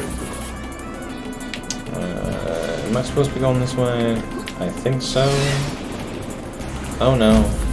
General consensus in chat might be that as in me personally, have some overly aggressive filtering, and it's not necessarily our auto mod. Either way, it was funny, so I'm not figuring it out. Okay. That is your right. It made for some entertainment.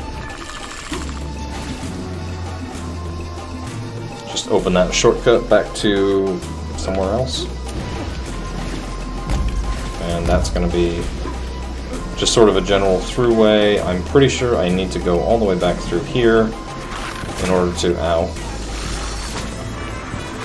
Just gonna cut through here, because this is what they meant for me to do. Or not. No, that's not right. What the heck am I doing? Let's go have a look at the room on the left again. I missed it. Maybe I'll see something. Oh god. What was I? Yeah, I need to see up there, thank you. I'm getting flashbacks to the part of another Metroid 2 remake. Yeah, see that? Which is the large tunnel that... Oh, that wall is sparkly. Well, it is, but we also need to be going through the portals, which I guess maybe happens later. It does. I'm very silly. Okay, I messed up. I keep messing up. Hey, no worries. You got a lot to memorize. There is a lot in this game.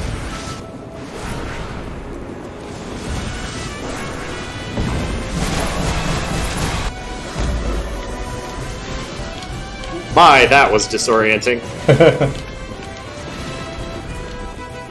That, I think, is about the end of the dimension swapping puzzles. We are very close to the end, as you can tell by the scary lightning strikes and the fact that the game is really hard now. Yeah. That clued me in. Also, as Mojo pointed out earlier, and I didn't acknowledge, the giant skull door that we used to get in here. Yes. Ow. Yeah, you know, just almost get one shot by a big hammer. Big hammer! Big hammer! Am I all the way back? Oh god, I'm all the way back down here again. Great! Not what I was expecting. Crud. Zakaraz asks, is there something that Automod doesn't like about the name? No, I'm pretty sure at this point it's the result of my specific chat filterings on Twitch. So I'm just not gonna worry about it.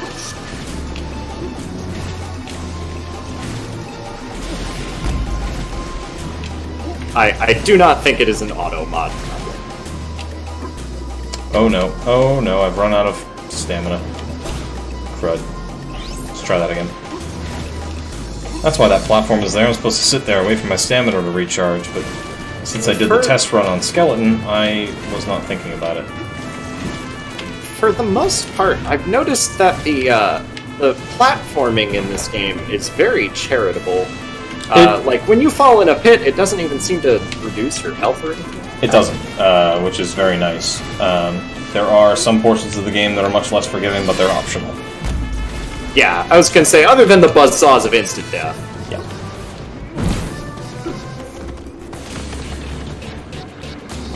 Let's not die this time to Big Hammer.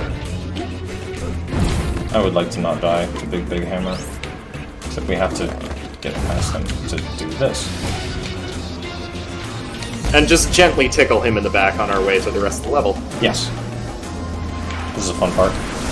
Except I don't need to dimension swap at all. That just happens.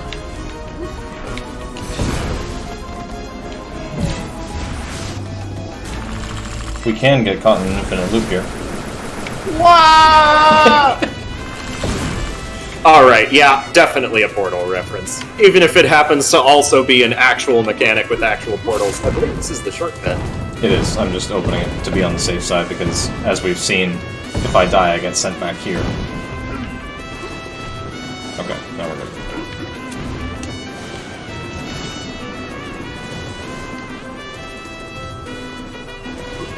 Except there's something here. And I think it's just another upgrade. Or is this It's a save point. Is this the way I'm supposed to be going? Is this progress? I don't think so. Because I'm doing this. Is this what peak luchador looks like?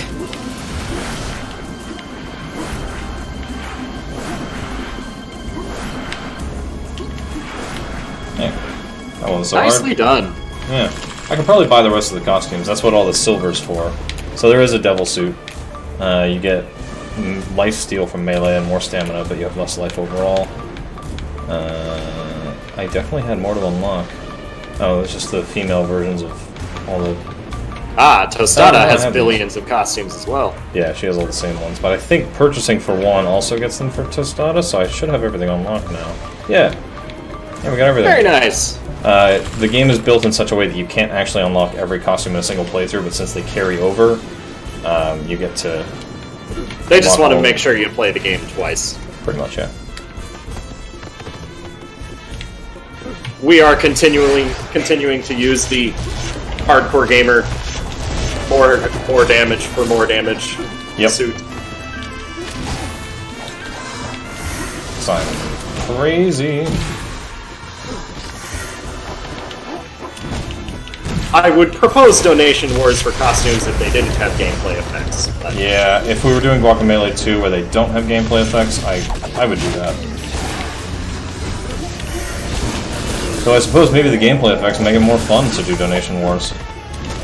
But we didn't plan these things out in advance very much because I was like a last-minute addition because my plans fell through because of this whole situation. I still like finding the doofy jokes. It's really funny to me how we were planning to make this a remote marathon from the start, long before any of this happened. And then it just happened to work out. Very fortunate as well. Yeah. I'm here wondering if this this picture in the background can be counted as a reference to National Treasure, the greatest Nicolas Cage. No, National Treasure is a Nick Cage movie. National Treasure is itself a national treasure. And it is a Nick Cage movie. That's the one where they steal the Declaration of Independence. Oh, it is actually him? Yeah. Oh, okay. I'm really bad at celebrity references, so I was just worried enough that I was wrong. And I'm like, no, Nick Cage can't possibly be in Everything Ridiculous, can he? He absolutely can, and is. This is not an enjoyable experience. This room, right now, right here. The ultimate test of your ability to beat dudes. Alright, quick chat. Favorite Nick Cage movie? Ooh. Mine's gotta be Face Off, where Nicolas Cage has to pretend to be someone else pretending to be Nicolas Cage. Yep. The dude dressed as a dude disguised as another dude. In a circular loop.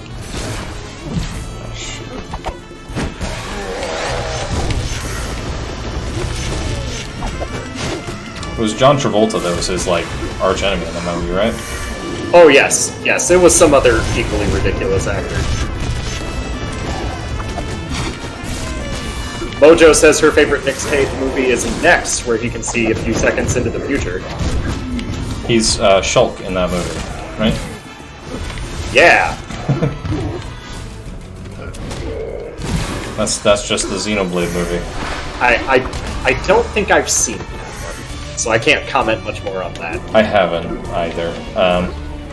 I did read most of a Michael Crichton book called Next, though, which has absolutely nothing to do with that concept that Nick Cage is in.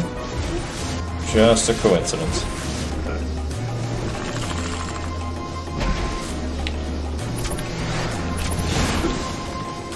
Now we gotta get stressed out.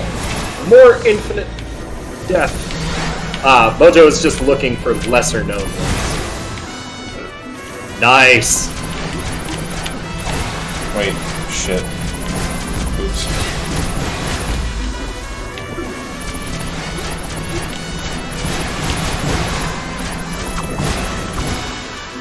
Apparently I am basic. Face Off comes up a lot when people talk about favorite Nicolas Cage movies. It does. Because it's just so patently ridiculous that I mean, how can you not talk about it?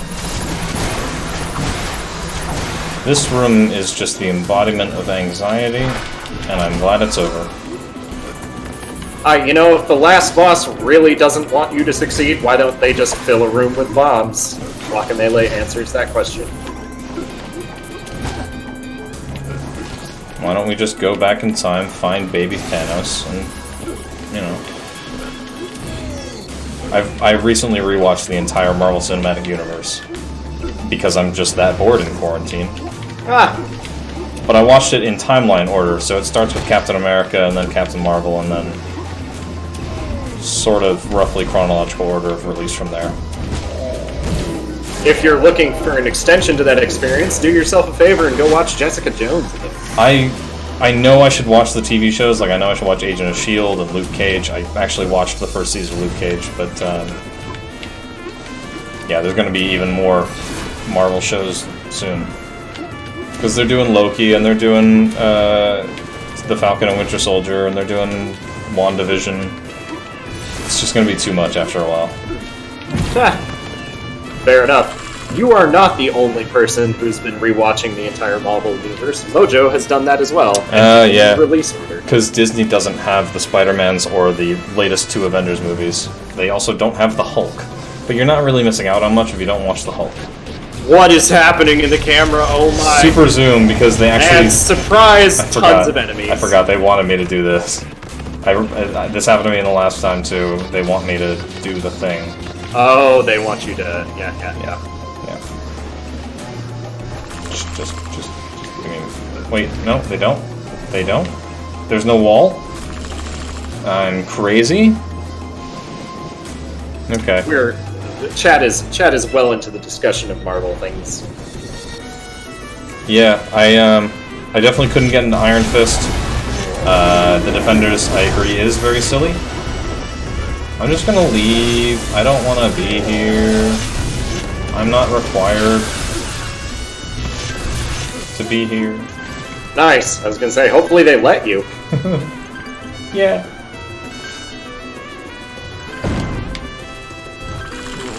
Alright. This is it. This is like the screen before the final boss.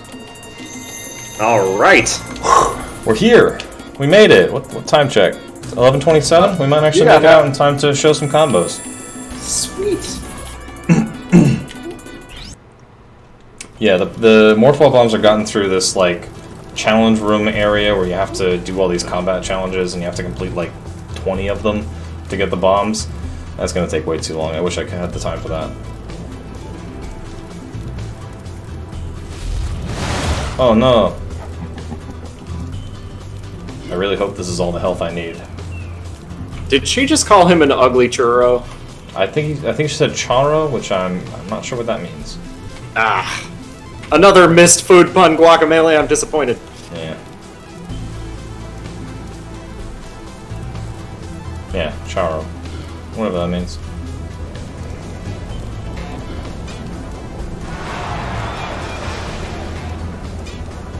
Rematch! Oh, because he's the guy who kills you right away at the beginning. Right. Ah, did the wrong one.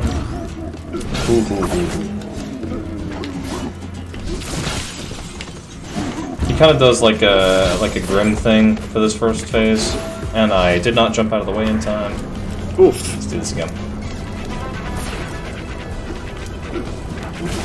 Wow, he is fast. God, I die in 2 hits? Okay. I'm not prepared for this. I might have to go back to the skeleton outfit. That's like my safety. Give yourself 5 tries. Alright. I can appreciate that. This is the 3rd one.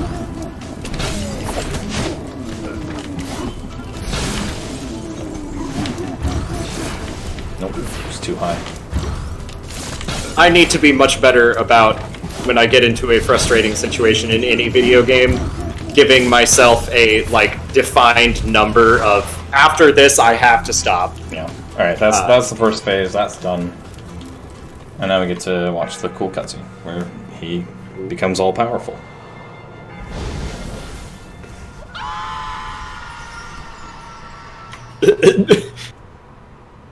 It's fine.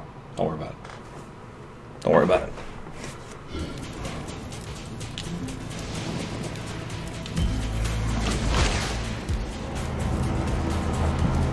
You can tell he's powerful because he... Oh, okay. Because he's big. I was gonna say, because he has wings now. Yeah. You can tell he's powerful because he has an obvious weak point in his arm.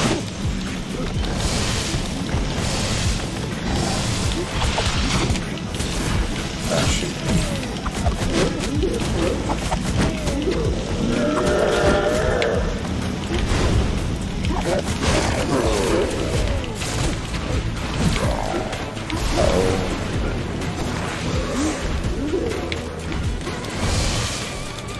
Oops, I missed that.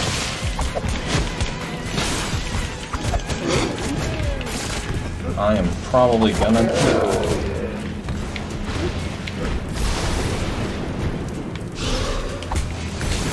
Nope, wrong one. And I'm not dead, somehow.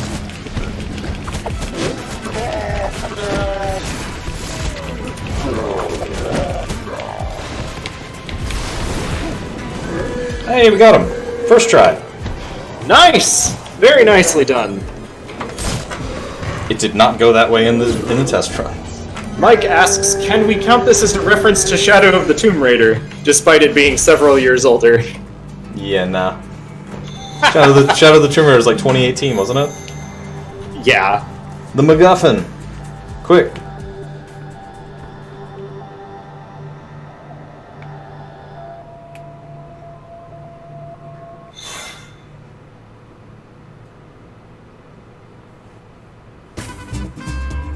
It's one part of the mask. Oh no, are there 2 more parts of the map? No, there's Mask. like 4, I think. But that's not necessary. It's just for if you want 100% the game. This is the end of the game. This is like time, if we recall it.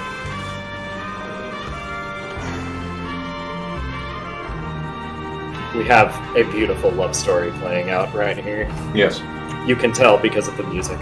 You can tell because he thinks she's dead. Whoa there!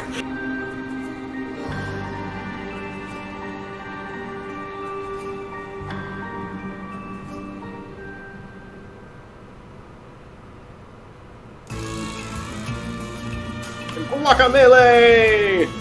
Thank you for that. Oh wait, did I get the bad ending? Oh right, because you have to get all the mask pieces to get the good ending.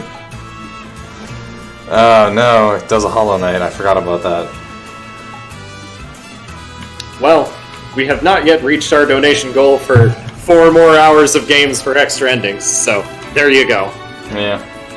You guys don't get to see the good ending.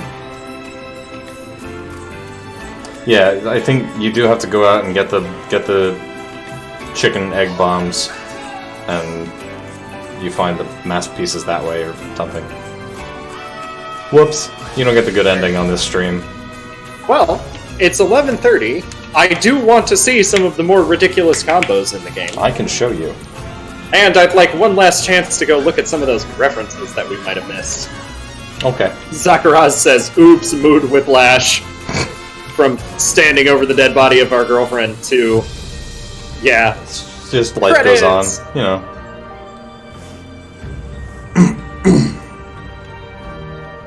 She's dead.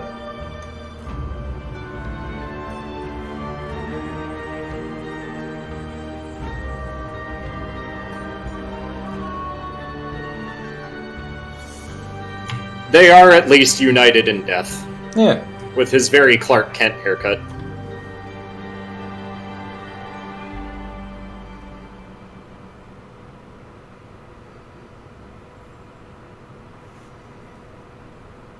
Hello, Uxla. Welcome to Metroid Marathon. We just finished Guacamelee. Yep. But we have about a half hour to fill, so... I guess I could show the good ending if I started the other save file. If you guys want to see it that bad. It's really just like a change in how the credits play out.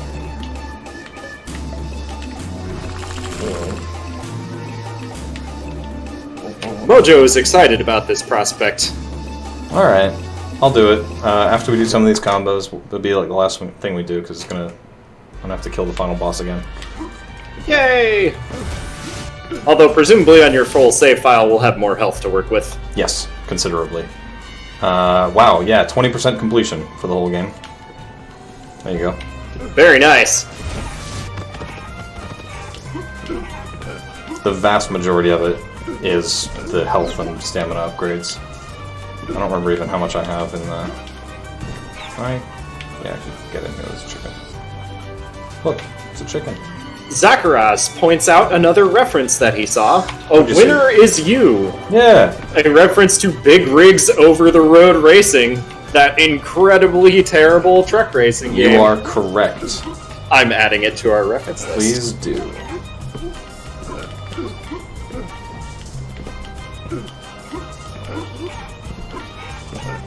How many does that put us at? I've forgotten where the dojo is. What am I doing? Our current list of references has 9 entries. We have referenced Strong Bad, or I should say HomestarRunner.com, the Zelda franchise, the Metroid franchise, the Final Fantasy franchise, Minecraft, the Castlevania franchise, Castle Crashers, the Star Wars franchise, Portal, and Big Rig's over-the-road racing.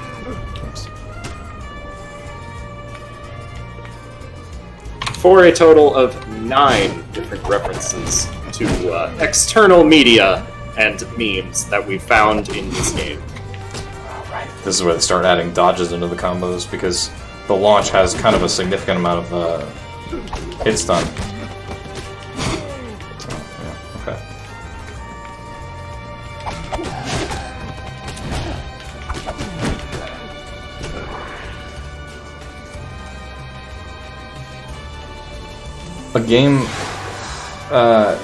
That game was so rushed that if you drove backwards, you could accumulate speed forever, much like you can in Super Mario 64.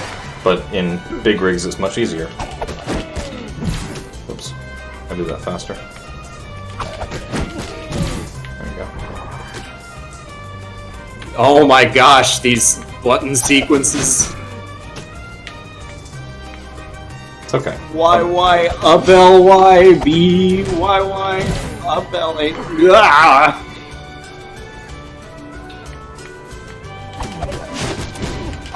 Ooh, Oops. I believe I see another reference. There Is that are several, energy tank in the poster on the wall a reference to Mega Man? but we already got Mega Man. We did? Yeah, the Mega Man and the bricks. Oh, I don't have it on my list. Oh, well, it should be on the list. Adding it to our list. With the Mega Man franchise, we are now up to 11 references. Well, it's a good thing I saw that one. Man, you gotta do it a lot sooner. Or a lot later, actually. Oops. Wrong.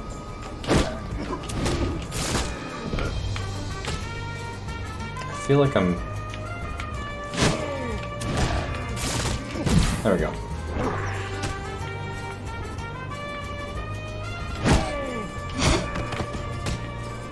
Jeez. I forgot how complicated these get. So we jump, hit him, push him down.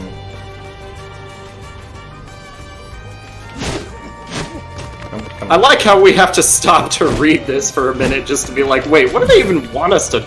Oh, God. Yeah, okay. This combo is $5 from me, if you can manage to get it. Alright, Just straight up, that's happening. Yeah, okay. Because, my God, this is why I stopped playing this game for sure. These are not necessary to play the game. Like, you will never see me do this. I gotta... No, but I think I got it in my head that they were necessary. That's fair.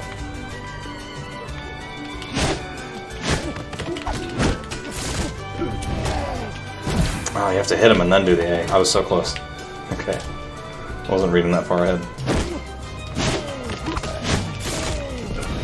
What? That just missed.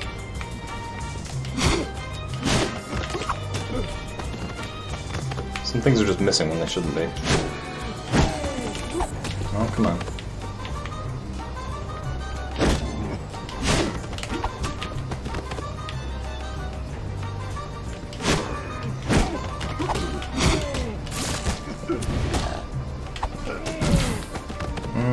Okay.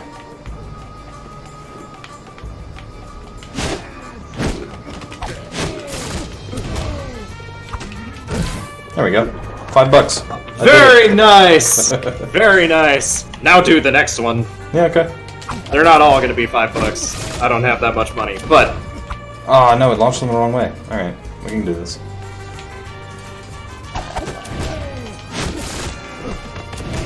It's still launching them the wrong way. I'm rolling too far. Alright.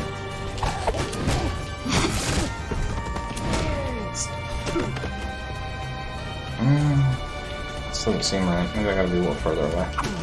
As a reminder, we are Metroid Marathon, a group of people who play video games for charity. Currently, we are playing a game called Guacamelee, which we have finished but now are attempting sick combos in, and soon we'll go get the good ending for. During this marathon, we're raising money for the Rainforest Trust, which is a group of conservationists who purchase exotic land around the world in order to keep it safe for us and future generations. We have several donation incentives lined up. We've met most of them, although we are not yet shaving Ganon11's beard. Jeva, you are correct. The tag team, it is Los Super Hermanos, so yes, it is a Mario Brothers reference. Time to add Mario Brothers to our list of now 12 references. In this game, our donations we will be getting donations from the runner and myself for the number of references to random names that we find and other things that we find in this game. This is weird because it's launching in weird directions. Mojo, reference number 11 was the Mega Man franchise. Yes. There is an E-tank here, and there's also pixel art in the bricks outside. That's just missing entirely. I really gotta be further away, like right here.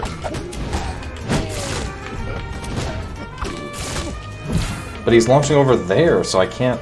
Maybe I can run and hit him with it in time.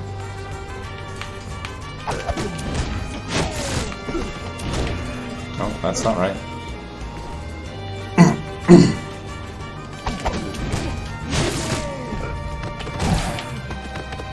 I think the problem is I'm actually rolling too early. We've got castle crashes already.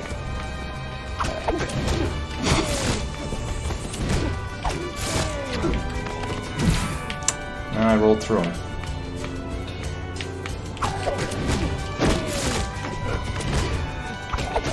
Ah, dang, too many.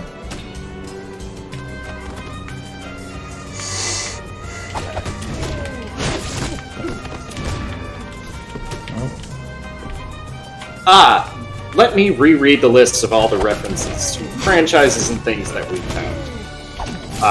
We have a reference from HomestarRunner.com, the Zelda franchise, the Metroid franchise, hooray, the Final Fantasy franchise, Minecraft, the Castlevania franchise, Castle Crashers, the Star Wars franchise, Portal, Big Rigs Over the Road Racing, but I hit the him. Mega Man franchise, and the Mario Brothers franchise.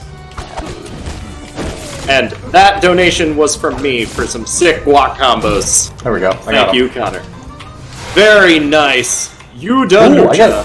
I didn't even know I got pieces of heart for doing these later ones. I haven't done these. I haven't gone this far. Okay. Oh, this looks positively simple. It's only covering 3/4 of the screen. Yeah. I gotta double jump out of it and then... There we go. Now we're in hell again. Oh, no, we gotta do the down launcher first. It is a reference. If anyone can actually name the reference, you win a prize. And that prize is me donating more money to the Rainforest Trust. This one is actually 2 references in one. The one that I am currently standing under. I recognize the typeface that says ninja, but I don't actually know... It's actually nothing to do with the typeface. Oh, well. Alright. That one. Very nice. Let's see. I don't think they expect you to be animation canceling like this. Because I'm doing it, I'm just rolling through them. So if I do it back here... Nope, I'm still sending them the wrong way. Super Lucha Force? What is that a reference to? I don't actually know. It's a little too small for us to tell. Is there a bigger version of that poster outside? There is. I am satisfied that you are good at combos. And now I want to help chat find more references. No, come on. I just want to finish this one. Alright. Like, he's not gonna let me out until I'm done, even.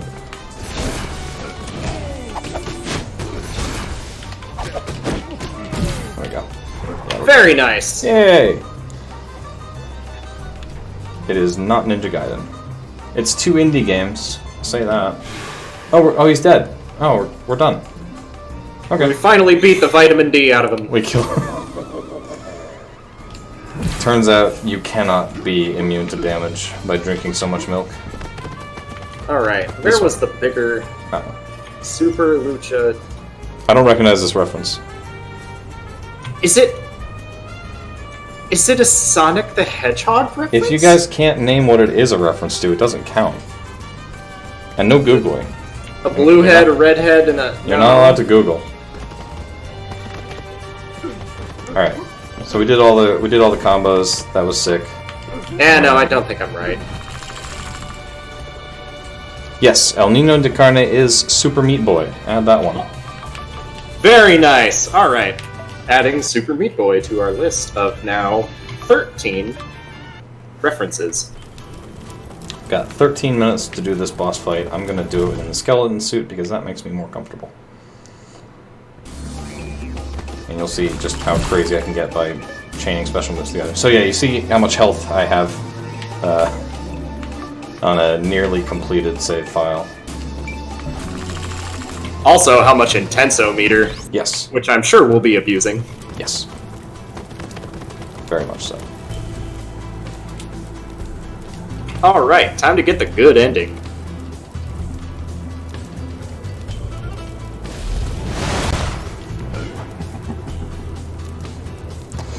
Skeleton Suit is really good. You're not taking on nearly as much risk because there are enough save points to refill your health that you don't really have to worry about regaining health from orbs. Also, hey Fragrance of Dark Coffee, welcome back. Hello! I didn't notice that you showed up. I was the- busy watching combos. The Alabrije suit is the designated speedrunner suit. I figured I'd try to use it just to see how it would go, and it went pretty well. So I did die more times than I wish I had, though.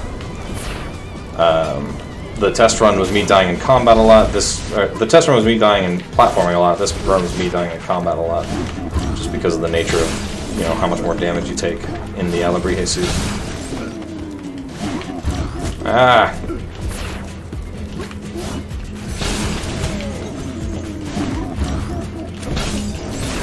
Oops. Hello. Come on. I'm repeating myself like a broken record, but one more time, this game is beautiful. It is a very pretty game.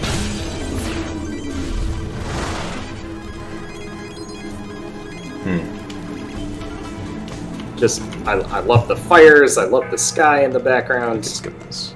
Skip. I love that they did a lot with a little. Yeah, it's a really good game. There's a lot of real simple shapes going on here that are conveying absolutely everything they need. Also, hello El Diablo again. Yep. It's time to beat you with our hairpiece on.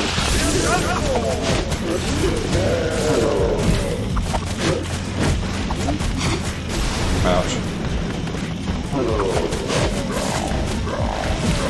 No.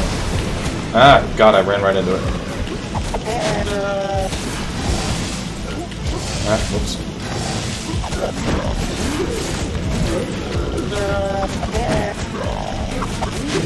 Yeah, if I hit him fast enough and hard enough, he actually kind of... I sort of never run out of Intenso if I keep up the assault and don't get hit like a dum-dum. Ouch. But I'm getting hit like a dum-dum, so... I mean, you're getting work done. Yeah, absolutely. Oh, that's the wrong attack. I was trying to dodge the big laser. Thinking... Zakaros, this entire game is a reference to Mucha Lucha. That is the very first thing we discussed when we booted it up this morning. Yes. I don't think it has, like, any direct references, though. Now he's dead. That was quick. Because I can just chain special attacks into special attacks infinitely with this suit. I agree. It's time to actually rescue the Princess Presidente's daughter. Yes. So as you'll see when I pick this up, it'll actually complete the mask, and I will have it completed. I don't have a better word for it. I'm just repeating myself. I've been playing this game for 4 hours straight, and I haven't even gotten up from this chair, actually. Oh, God. No. Ricochet! That was the name of the main character. Right. No, those names do not appear. They don't.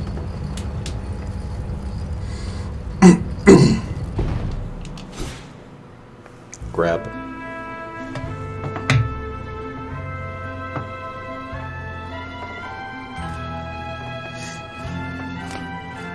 Oh. I can't wait to stand up.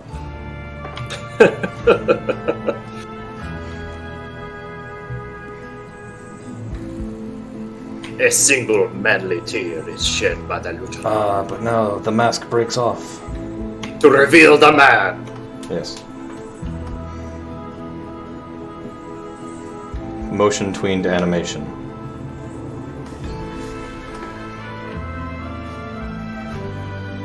Oh, she's alive! We can go back to agave farming! In Guacamelee 2, it does start from you being married to her, and it pulls a Banjo-Kazooie nuts and bolts. You get fat. Oh, good. I'm glad that the good ending is canon. Yes. Awesome. Well, thank you very much, Connor. It's like for playing Guacamelee for us. Oh, that was a wonderful experience. It's been a pleasure. How many references did we get up to? We got up to, let me double check my count, 13 total references in this game. I will give $5 for each reference. Excellent. Thank you very much for supporting the Rainforest Trust, both by coming here to play a game with us and for the direct donations as a result. Glad to be here. We are going to take a quick break after Guacamelee to do some tech stuff and set up for Hollow Knight. Yeah. As part of that, we will be switching the stream from... I forget your place's code name, Connor. From Skytown back to Talon 4. Yep. The stream will be offline briefly, but only very briefly during this time, so don't go anywhere, chat. We'll be right back. As soon as we're done with this beautiful credit sequence of us doing agave farming. It's very nice. It's very cute.